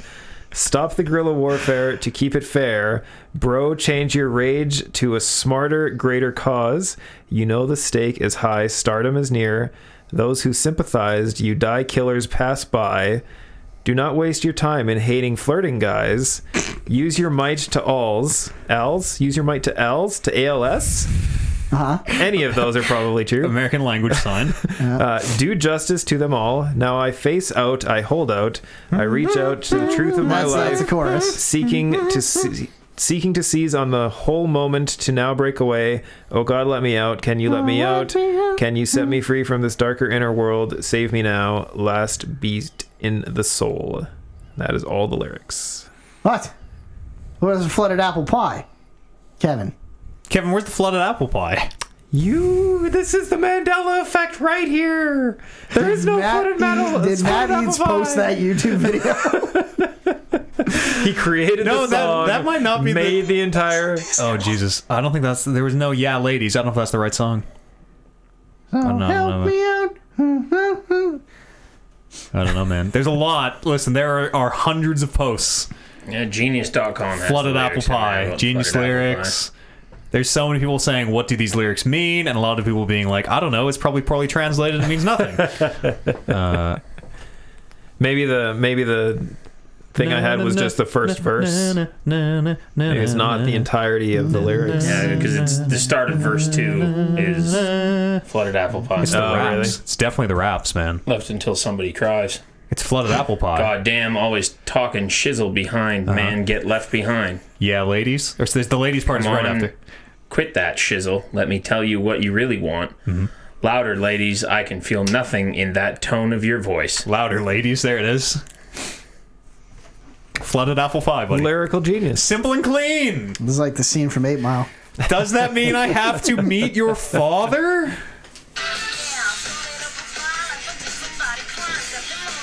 Definitely saying Flooded Apple Pie, left until somebody cries. I mean, the lyrics in 5 don't make sense either. You're like, oh, this is probably a person who doesn't speak English, just writing English words. Right.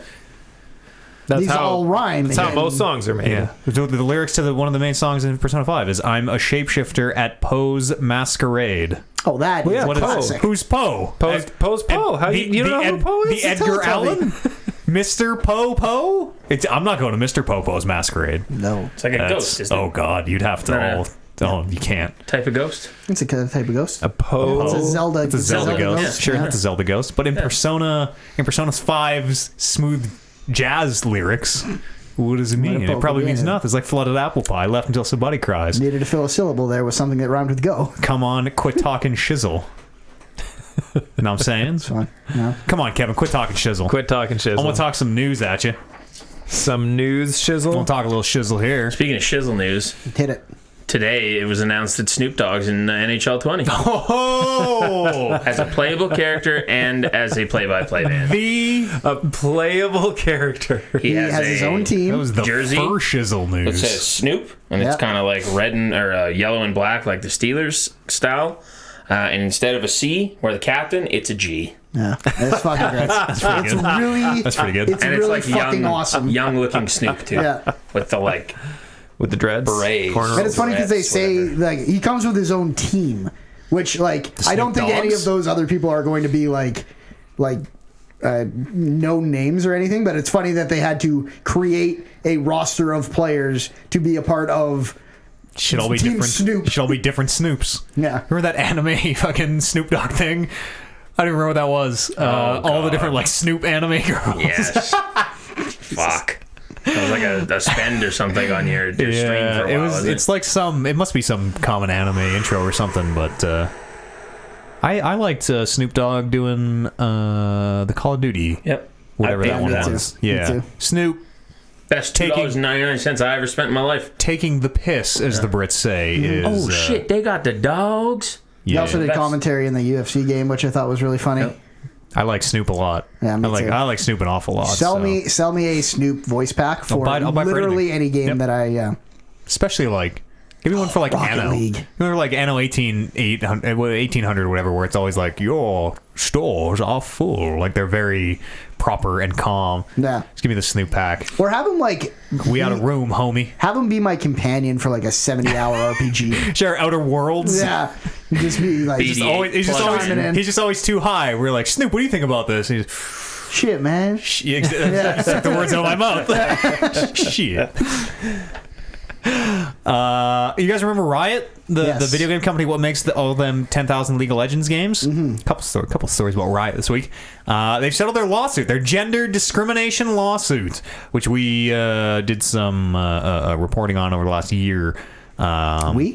We the Talking Reckless podcast. Oh, I see. Yeah. And also we the industry. Right. Yeah. And also I thought you we meant, the like people. when I heard that, I was like, we didn't report on any of it. That's why I kind Yeah. of started as I said it. I'm like, I don't Yeah. really know what the right way to phrase Right. that is. Sure. But Yeah. anyways, we ran the story, I'll yeah, say. that's right.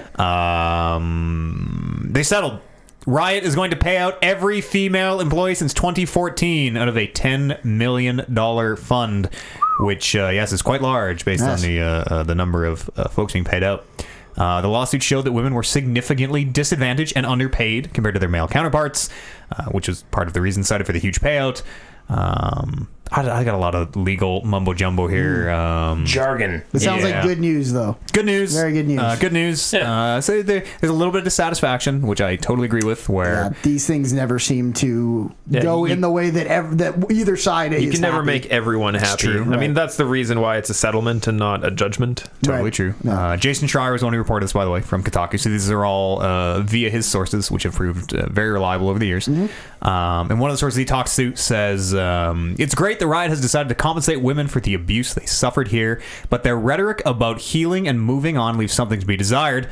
It's difficult to heal and move on when we are faced with the reality that at the end of the day, Riot prefers to pay the women still here for the trouble of continuing to work with alleged abusers. Which I totally agree with. Sure.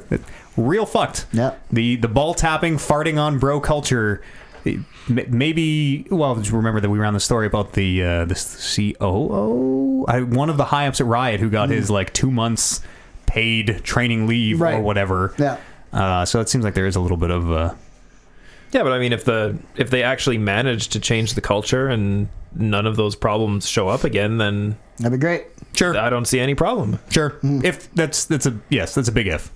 If they manage to, if these people who've been doing this for the last however many years Well, change over their 2-month paid no matter how training, how rich of a company you then are, yes. 10 million bucks is still Yeah. a good reason to shape up, Yeah.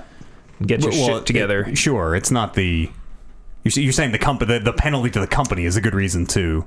Right, not having to want I'm to pay saying $10 million. the people who are getting hurt by the $10 million Yeah, they're the loss ones who are going to be the like, ones who no can one change the fucking culture. be a dick anymore. We cannot have another lawsuit like this.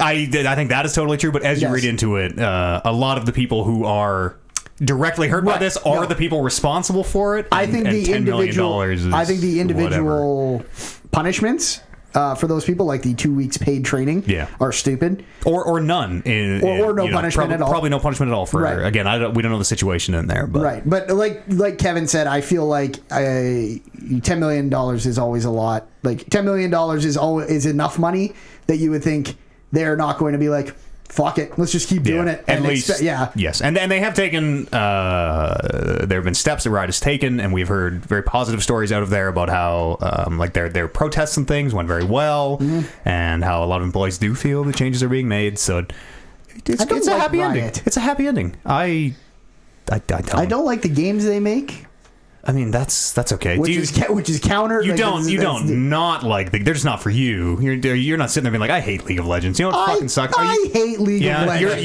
you're that person who, because you don't play Fortnite, you avidly hate Fortnite, and everyone who plays hate Fortnite. I hate that person. If you've played it and you're like, I don't like okay, Fortnite because I have don't played- play. Yes, I know. have played I know both. you. Okay, that's fair Yes. for you. Yes. There's a lot of people out there who don't play Fortnite, and they're like, I hate Epic. I hate Fortnite. I don't think Fortnite is I fun. hate everything. Fortnite is sure not for me. Yeah. I'll say that. No. You hate Riot? I hate Riot strong. because of this news stories. Yeah, that's Yeah. fair. That's a very fair Yes. and level-headed stance. Yes. I think. Start the boycott. Yes, I can easily been- boycott it Riot. has. I've been boycotting Riot since I was but a youngin. Hey, speaking of Riot, they've also launched a publishing label to make even more of the games Brandon hates. More League of Legends games. I won't play them. I feel like we're gonna get at least one hit in all of these games that come out. It's just gonna that be you're like just a- gonna love. It's going to be like a League of Legends puzzle game. We're not going Where to tell I'm you like, it's a oh, League fuck, of this Legends is game, dope. and we're going to get it in your Battler. hands. And Deck building game. you're like, this is the greatest. Hey, What's this my favorite Legends of genre? Runeterra is pretty. You guys tried this? Like an incredible story-driven narrative one-player game is going to come out, and I'm going to be like, fuck. Oh shit! I'm going to play that. That rich League fiction I need to get in. It's called Riot Forge, the name of their publishing arm. And it's going to look to partner with smaller studios. This is completely independent of the 6 games in a TV show, 5 games in a TV show, whatever they announced. Yeah. Completely independent. This is on top of all of that. Right. They haven't announced any projects or anything. Apparently, they have a bunch of stuff in the works already. Just aren't ready to talk about it. They're really pushing League of Legends right now Yeah. as a brand. Totally. Like, make any game you want. Totally. And use our skins and stuff. Yep, and our fiction. But Yeah. there's a story. I have no idea what it is, but there's a lore and a story to all that. Do you think we can get them to partner with us for our Re-ating Reckless show? Oh, shit. What was that again? I've already forgotten. That was our where we make making video a games. video Right, game. okay. Yeah, where we make a video game you from mean scratch. you mean creating Creckless? Oh, yeah, sorry. Okay, Creating okay. Reckless. We couldn't remember what we Yeah, settled maybe. on. Yeah, Kevin. We'll have to replace you with Timo, but we could probably make it work. Yeah, I mean, He had a good run. I could be Ramus. if Riot's handing out all this money to make games with their stuff in it, then let's put our hands out. Get signed on. Coming soon from the Creating Creckless Studios. It's just Connect 4, but with League of Legends skins. Yeah. We could probably take It's easy. patent Well, there's pending. money We there. could take that There's into the money. App Store and probably do okay. Yeah. You guys care about Game Award nominees? Yeah. You want to pull? We can pull the list if we actually care. I put yes. Nope. I put yes after the question. Okay. The No, only if, if I'm the only one, then don't worry about the it. greatest part about the Game Awards is just seeing who's on coke this year. Yes. I love watching the Game Awards, not because I believe they are a good award show, but because I believe they there's something always happens. Yeah. So the Coke like when it was Spike's VG, when it was the VGAs, That was the best. then it was like there's The real Black Ops. the real Black Ops motherfucker, Jessica Alba showing on up Coke. on Coke. A wrestling match in the corner. Is there a wrestling match in the Yeah. corner? Oh, I don't remember that. There was a fucking wrestling ring, and they wrestled a match during the award show. What the fuck? I totally don't remember that. All sorts of The great VGAs shit. are a little more buttoned up, like. They try and make them more like we're real, we're official. Death Stranding is Death on Stranding's in for everything. literally everything that it is eligible for, and some things it's not. Best action adventure game, huh? Well, like debatable. best racing game, Death Stranding. I guess you're racing the clock. I don't like genre based award. I feel like all genres have like fused It's completely into meaningless. just like it's like what is an action adventure game anymore? Death Stranding. Apparently, Apparently, you have an That's inventory. the only I would one. consider Death Stranding if we're being genre queens. I would consider Death Stranding a platformer, I guess. What? Yeah, no, it's a you jump on platforms. I've jumped. Yeah, no, it's a platform. I did not Yeah. jump very much. Or a racing game. You're racing the clock. I'll buy that more so. It's an no, I don't inventory even- management simulator. It's up for everything. What's Paperboy? Like the Also a NES racing game. Paperboy? Yeah, Action adventure. apparently. As long as Third person shooter. okay, good. Yeah, Yeah. top down shooter. Yeah. Because it's the same game as Paperboy. Yeah, the video so. game awards. As someone who doesn't like Death Stranding and seeing that Death Stranding is up for everything. But that's the best part. Like that. Yeah. Like that makes me. That clicked in my head for the Game Awards, where I was like, I got to see this in a way that if they had just put out regular good nominations, I'd be like, oh yeah. It's not going to win everything. You think Jeff Keighley is going to let his I don't think his partner Hideo Kojima, his love partner, be I don't think embarrassed? it's going to win anything. It's gonna sweep every category. I bet you. I mean, I know they have. Those are I know they have. I want it to be judges one of the week, two ways. but I think the judges It's are just really Hideo? just. I think it's just Keighley who is just Hideo. I think Keighley gets all those things in his mail. He's like, yeah, I got this. I've been doing games journalism for 50 years, whatever. Slides all the papers off and just puts the fucking Death Stranding down. No. Puts the trophy on top. That'd be hilarious. You don't watch it because you're like, I'm looking forward to what the greatest minds in video games think. If you're going to do that, you listen to our podcast. Well, yeah, that's right. You want a real level-headed But I remember award show. being on chat with you while the Game Awards were on last year, and I was just busting a gut about everything that was happening, and it was very fun to watch with someone who was also watching. I mean, I'm going to watch them. I'm just going to be shaking my head the whole fucking Exactly. time. Like, oh, God. They brought Churches has been playing for the last 12 hours straight. Yeah. Hideo Kojima is like pitching his new horror movie or whatever. Ugh. I don't like Death Stranding, you guys. It's really soured me on everything Kojima touches. Sure. And Kojima touches Jeff Keighley. Ooh. Yeah. Consensual touching, but I Yes. feel like there's a lot of touching going on. Hey, Super Mario Maker 2. Remember that video game? Yes. It's got a big update. Yes. It's got Link. What? The hero of time. No. You know the guy who holds the sword out? He opens the chest. Right. Navi's. Hey! He's been in one side scroller ever. It's got Link now. Yeah. Now he's in 2. Now he's in 2. Added some new course parts. Added Link. Added the Master Sword, which I didn't look up how it interacts or anything, but it's an item you can get out of a box. And it just turns you into Link. I'm telling you, not asking you. It turns you into Link. You can't be Link with no Master Sword. No. Okay. No. Okay. It turns you from Mario to Link when you get a Master Sword. Okay. I'm sure there is something you put in your level to start as Link, but it is the item. Yeah, that could you be makes like it- Link with a fire flower, like Link with the I don't think so. Tanuki tail. I did not see that. They added Spike, like He the throws the Bowser. ball. He throws the ball. He's in Mario Like Tennis. he's like a Koopa kid, or like a little dude, right? Yeah, like he's a little green Koopa guy with a big mouth and Yeah, shell. okay. I know who Yeah. Spike is. Pokey. That's the cactus. Okay. They added Pokey, P block. I know that one. Mm-hmm. They didn't have P blocks. I guess they have P switches, but Yeah. not P blocks. Okay. Frozen coin. I don't know what frozen coin does. It's just in a block of ice. Yeah, you got to hit it with a fire flower in order Yeah. to melt the ice and get the coin out. Oh, has that been in Mario games for a long time? I feel like they have frozen blocks Oh. and they have coins, but they have not had frozen coins in Mario Maker. They definitely have frozen blocks. But Yeah. could you melt a frozen block? I think so. Yeah. Huh. I don't think I've ever known that. Mm-hmm. And dash blocks. New parts. Yeah, that's a 3D or the whatever that sub course thing. Is that the thing that like It's like a speed ramp, but it's only for the 3D World. That's what I'm trying to say. Oh, yes, I That see. separate set of tools for 3D World courses. That's one of those. They added the Ninja speedrun mode, which I think is fucking dope. Where this looks neat. yes, so it's all Nintendo made courses right now, but you play basically a set group of courses and try to race for the fastest time in the world, but you see other people's ghosts as they run.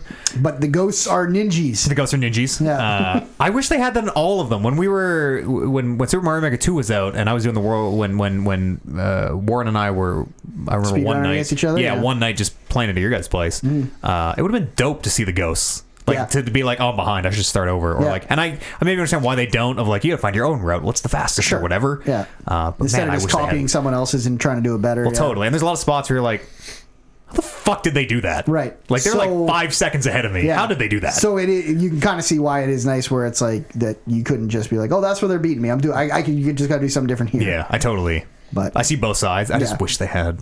Wish that the ghosts. I like that it's ninjas. I like that on the video they showed, there was like 50 of them running, and you were just trying to stay ahead of this like absolute chaos of ninjas. It looks confusing in a way of like, if you get in the tidal You're wave fucked. of ninjas, Yeah. you're lost. You got to be behind them or in front of them. It looks real dope though. Yeah. And then I guess the party mode, the like play courses as a group together mode, I think came out. Must have. We were talking about it. Like the multiplayer? Play with or your like, friends, you mean? Yeah, because like remember. That's been out for a while. Yeah. Okay, yeah. I was gonna say I remember they were talking a bunch about it, and then I sort of fell off is Mario Maker 2. Still broken. Yeah. Really? Yep. Like just the The connectivity. lag is Yeah. just for you can't play Mario with lag. Horrendous. The quality Yeah. of Nintendo's online is shit Continues as to be always. ass. Great.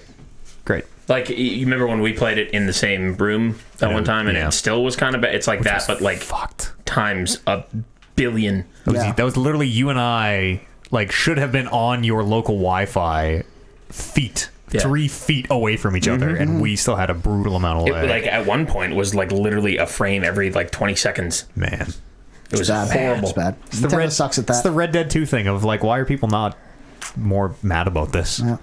Nintendo's always got a weird pass on that. No one Yeah. ever calls Nintendo out on like shitty online stuff. Matt Eads does. Well, and you No think one's now that listening. you have to pay for it, that there would be more people calling them out on it. Nope. Everyone just playing But- Tetris 99. Yeah, it's the Red Dead thing. You gotta pay $80 for Red Dead Online. Yep.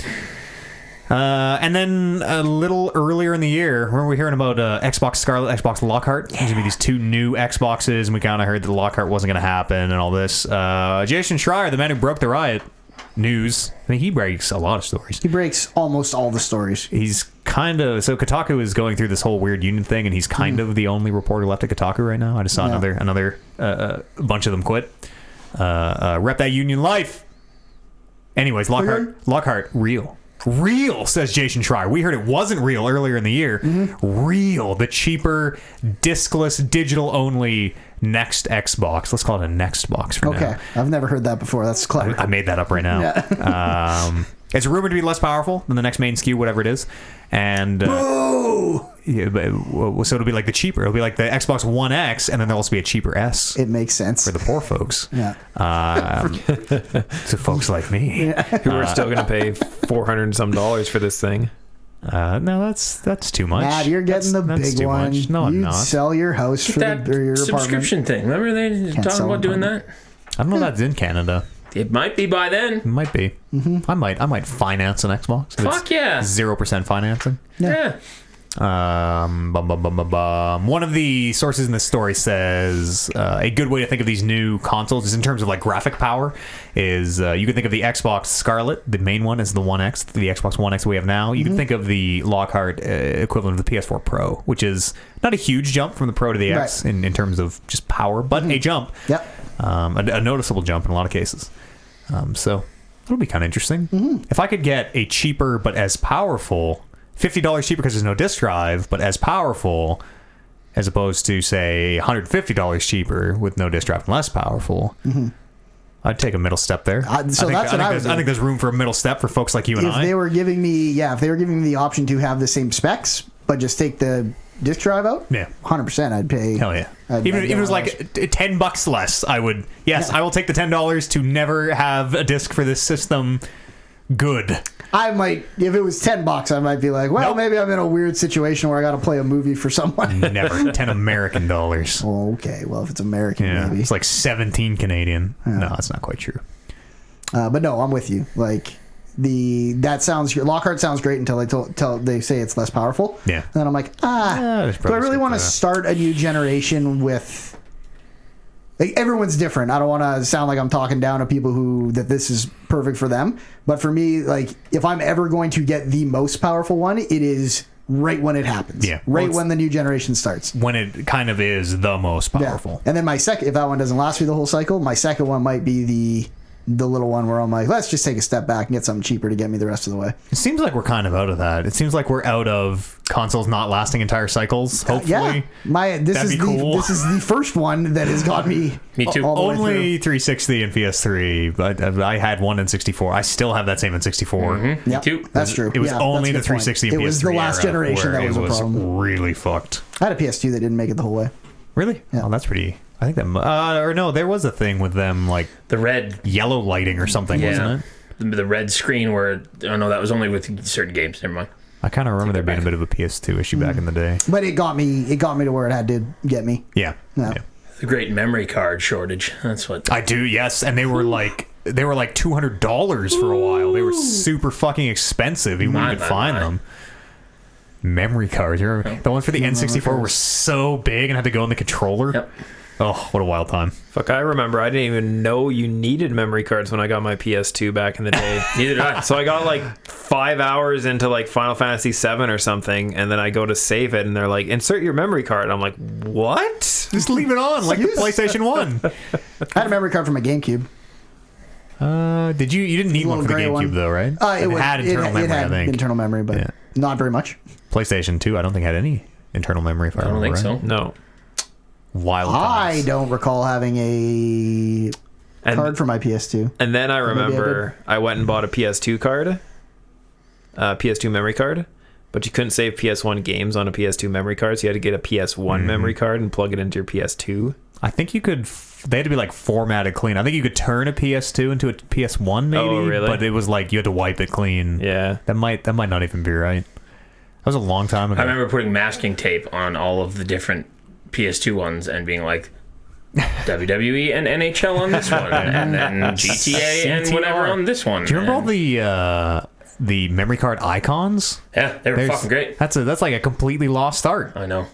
There's all these unique little icons for game saves that you would only ever see, and like some of them moved, and like some of them were Yeah. animated and shit. One of them was like an Easter egg too. I think I remember reading that not long ago. That like the game save thing was some reference to a former thing from another game or something. I don't remember what it was, but Wild times. those were dope. Wild fucking time. I'm glad that we're away from it.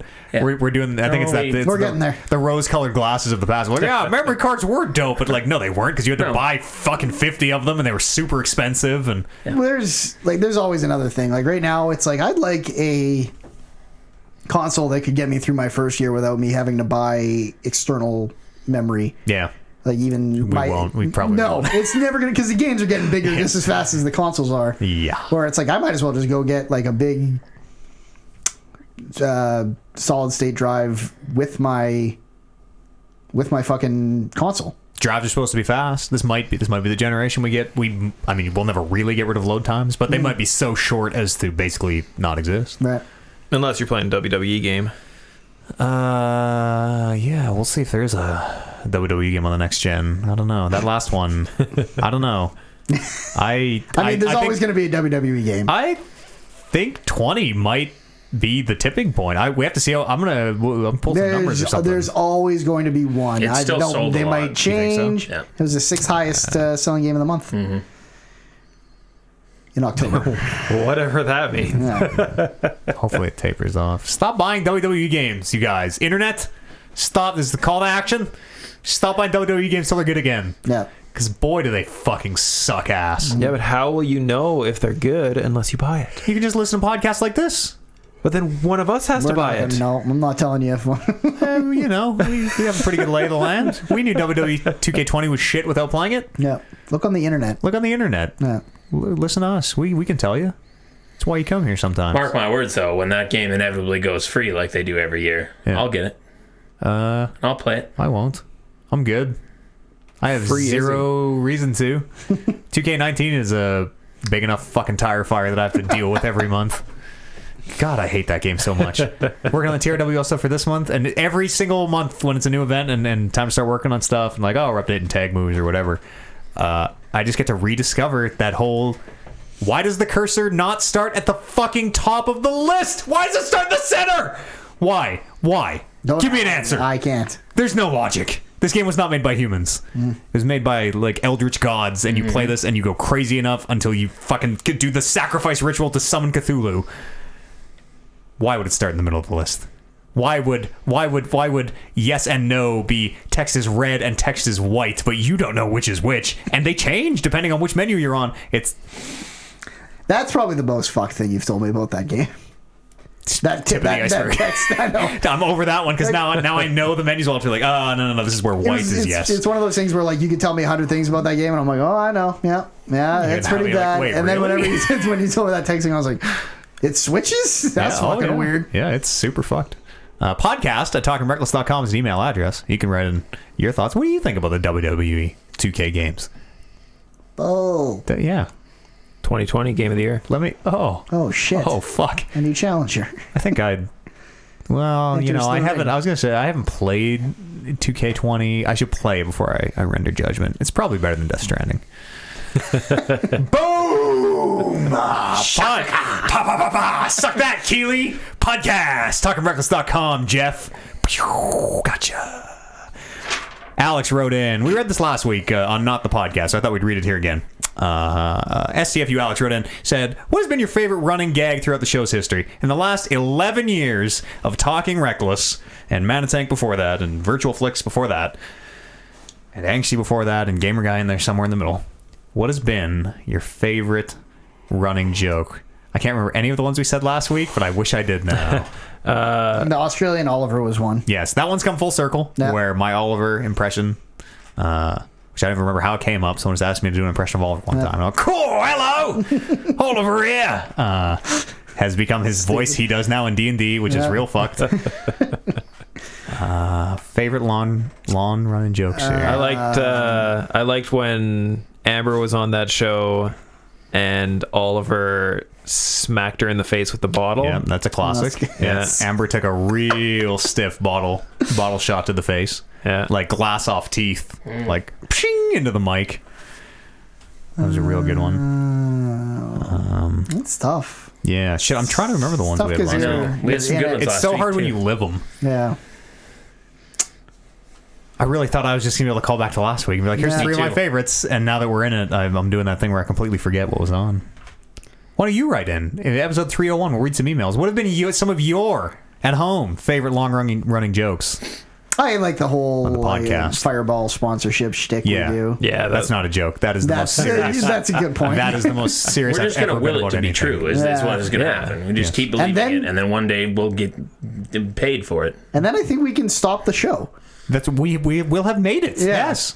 I mean, we Once- don't even need to get paid. We just need to get Well, given get the some Fireball. Fireball. We've always said we would give them the sponsorship for 2 like big 40 liter or whatever they are, 40 ounce bottles of Fireball. We can say literally every segment or every award we give out is sponsored by Fireball. The Fireball moment of the year. light up your nights. We give you the whole works, Fireball. If you're listening, call me. I like that when we started, it was you'd have a drink like everyone's like, well, what's going to be the drink of the year? Everyone can get the ingredients, and now it's just Fireball every year. Yeah. Yeah. We used to do different drinks. And then one year it was mint juleps, and we're like, these are terrible. Let's never do this again. Who's I? What? I don't remember ever drinking a mint julep. Jaeger was that my first year. I think that might have been the year we all did our own drinks. No, it was definitely Max, Oliver, and I. I'm like 99% sure you were there as well. We're all on mint juleps. Was and that the year that they were bad? you made Is that the salmon homemade year? tartar sauce and chicken fingers at like Fish sticks. fish sticks. Because you At can't just eat 4 in fish the sticks with morning. nothing. So that might have been. Yeah, Max and I made homemade tartar sauce upstairs one time because we had fish sticks. What are you just getting plain fish sticks? No, we had mayonnaise. We had dill pickles. That's Yeah, all you need for chopped up tartar I sauce. sauce. was here pickles. that year That's all you need for tartar sauce. There you go. for the You fish were- stick year, you unless were there a was part of more it. than one fish stick. No, But I I don't think- remember the mint juleps. I also don't. It was at remember Chris's house. Mint juleps. juleps were definitely at Chris's house, so that I guess that wouldn't have been here. I remember mint juleps. They were bad. I remember distinctly drinking a mint leaf, like getting a mint leaf stuck in my throat, which was a terrible experience to have happen to you. Right. Long-running jokes of the podcast. We are a squid. Is that a podcast joke? I mean, it's kind of a. We are a squid, and we talked about it. I feel like I asked you to qualify Jedi Order as a squid or no True. squid No. earlier today. I mean, that's our band name. That's our band Oh, name. that started like before we were streaming the band stuff too. It's so definitely true. It's Yeah. definitely true. I don't know if that ever has been. I feel like that came from us as a group of friends, not really as a genesis on the show. Yeah, that's fair. No. That's totally It's got fair. a long history though. Yeah, It's integrated into all of our friendships. that's right. I was a big fan of the Death Stranding is Metal Gear. Yeah, and that we led up that to wasn't it. supposed to be a Yeah, joke. so but- that wasn't actually a joke. There was a lot of that might have actually been real. Every time that Also- was brought up, I enjoyed that conversation. Hideo dangles that carrot Oh, in yeah. front of your face. He's the entire still dangling game. it. You know, he's still The he's literally- DLC. Yeah, the DLC is called the day that Metal Gear. It's called September whatever 1998. You remember that day Metal Gear Solid came out? Fuck you, Hideo. That's what I remember. I'm going to play that. I'm not going to play that. I'm 100% going to play that. I uninstalled it from my PlayStation 4 in a moment of rage yesterday. Since Did you just stumble across it and start thinking and then delete it, or did you play it somewhere? No, I was like going to play Persona or something and like thumbed across it and it did the thing where it makes the background turn to the game. I was like, fuck, god damn. Just had to get it off there. I think it's still my theme for my. It is it's still my theme, but the game is no longer on my PS4, which is I should nice. go back to Spider-Man. I like the sound whenever I move from thing to thing. I have never once changed my theme. There's some good ones. Some of them are, yeah. Some of them there's are some really fun neat. ones. I had a good Senua's Sacrifice one, I think, that came free or something. So you get a theme when you get a game or something? Sometimes you just get themes. Them, yeah. Yeah. Sometimes here's a free theme for this game that's coming out. There's a God of War one. You I was probably gonna say have. pre-order, but it's not even like a lot of them aren't even pre-orders. They're like, you buy the game, we'll give you a theme. Or they're just free themes on the marketplace to like Yeah. advertise their game. One of my favorite ongoing jokes is actually that stupid card thing. Yeah, your own card. the cards, That's a really good one too. Yeah. Yeah, you should write in. We'll talk about them on 301. You tell us what your favorite long running jokes are, and we'll go. Oh right, because That was like you funny. say, when you're. Oh man, when your Right. life is a living joke here on the internet, it's hard to see That's what sad. Podcast cat? Jokes Does that are- count as a joke? Yeah, Sure, It's a recurring he's a real character. thing. that's but that's a it's literal character. little behind the scenes, but that is a real cat. That's not like a bit that No. Kevin does every few months of like, oh, the cat. Yeah. We got to remind people about this fake cat character we have. Well, I We're ever gonna it's be not able to for sell all a everyone podcast knows. cat It could be completely fake. It's not like the intern I have at home who fucking fucks up the stream sometimes. I have a feeling that this is the year that podcast cat's It's not going dead. to make it through the winter. It's dead. It's been an old cat. I mean, it's Well, I mean, I don't As old think as it's this that podcast, old. you know. I mean, it's I wouldn't even know if it was a different the cat. first every day we started doing the podcast was the day that cat was born. yeah, exactly. Oh so it's, no! Oh no! Oh, and no. we die with it. Oh, Yeah, that's shit. what I just realized. It's one of those symbiotic relationships.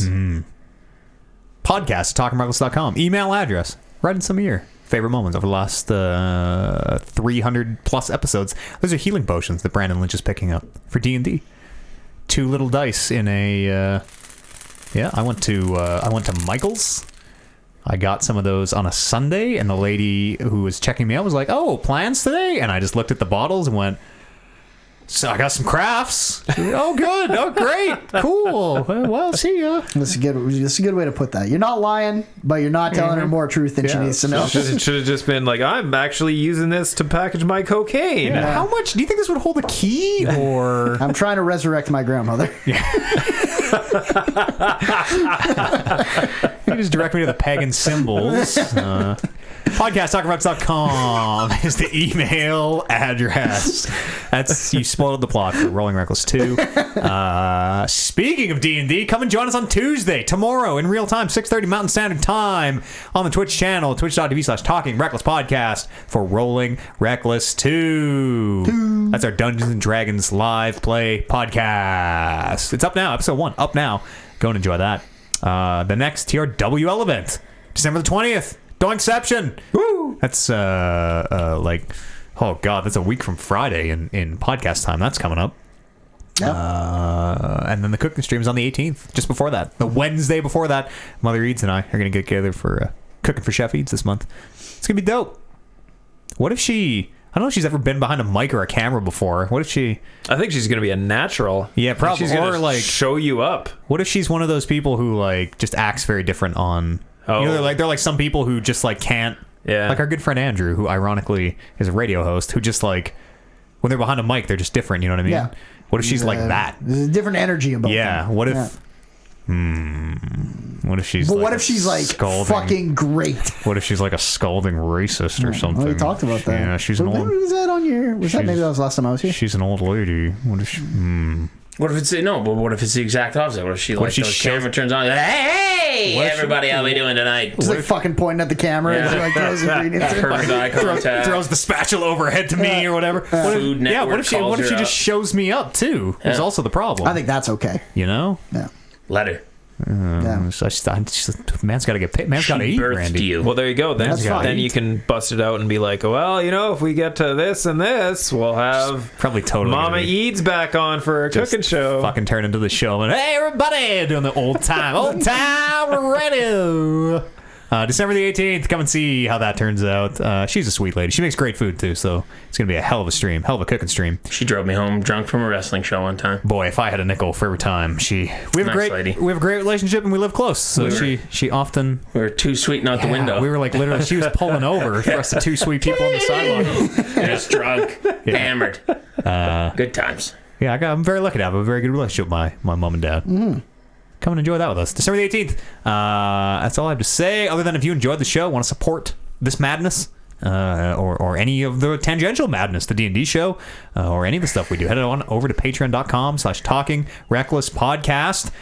If you do like our D&D stuff, one of the stream goals this month is a fireside chat with Holden Tift, who is Oliver's character, T-A-F-T, Tift. Cool. Which should be great, yeah, because I mean he's gonna have to like it'll be at least half an hour of That unbroken accent because he doesn't drop character at the table. So come and make that happen. That'll be fun. We'll get to see him do that accent for at least half an hour, Yeah. probably more than that. As long as we can go. Yeah, I mean the way I have it in my head, you know, we'll sit down, we'll have a couple drinks, we'll talk about the character and stuff, and before you know it, it'll be 2 hours, and he won't be able to switch back. He'll lose his stuck Canadian like accent. that. Yeah. So come and make that happen over on the Twitch.tv/talkingreckless podcast. That's all I have to say. Other than thank you very much and happy. No, that comes at the end. Yep. Warren Barris, thank you, my friend. No, thank you. Driving all the way here for a short amount of time. I feel bad we made you come out here. But, At least we didn't wrap like 10 minutes after you got yeah, here. that's true. That's kind of what I was worried about. We needed the Star Wars takes. I feel like we have a very good level hot. take on Star Wars this week. It's a good time to be a Star Wars fan. Oh, it's the best. I'm watching Mandalorian at 1 a.m. tonight. It's gonna be fucking dope, Brandon Lynch. Matt Eads, can you confirm they're on at 1? I'll let you know tonight. Yeah. We should watch it I'll at let you 1 know a.m. tonight. Well, okay. I will offer to. I mean, can I confirm because I've been to the future? No, I cannot. no. Have I heard It's not that and reliable. read that it's on at 1 a.m. and was it on at 1 a.m. last week? Yes. Okay. But was it on at 1 a.m. the week before? No. Right. So there's a little bit of I'll be in there tonight. If you guys need research and want to know for next week, I'll be in. Yes. I'll be in the trenches of Hoth, fucking ducking from AT-ATs. It's cold. Those are the big Spoilers. ones. It's a big one. I don't think that'd be weird if they Never went. know. Episode 5 spoilers. Didn't they melt? Didn't Hoth melt or something? And Kevin Byer. I'll be sleeping at 1 o'clock. What? What do you? Yeah. How? What? We have Oh, you? dude, It's gonna be God, great. It's gonna be great. God. You missed out on all the hot Baby Yoda memes. It's okay. I can get it. I can catch them when I wake up. They'll be there. This is the best thing to wake up They to. will be there. That's the best thing. And you at home, thank you so much for making this the biggest little video game podcast in the whole damn world. Go listen to our D&D show. Support us on Patreon. Keep us around for another year. And Merry Christmas. Merry Christmas. Happy Hanukkah. Hanukkah's at this time, right? Yep.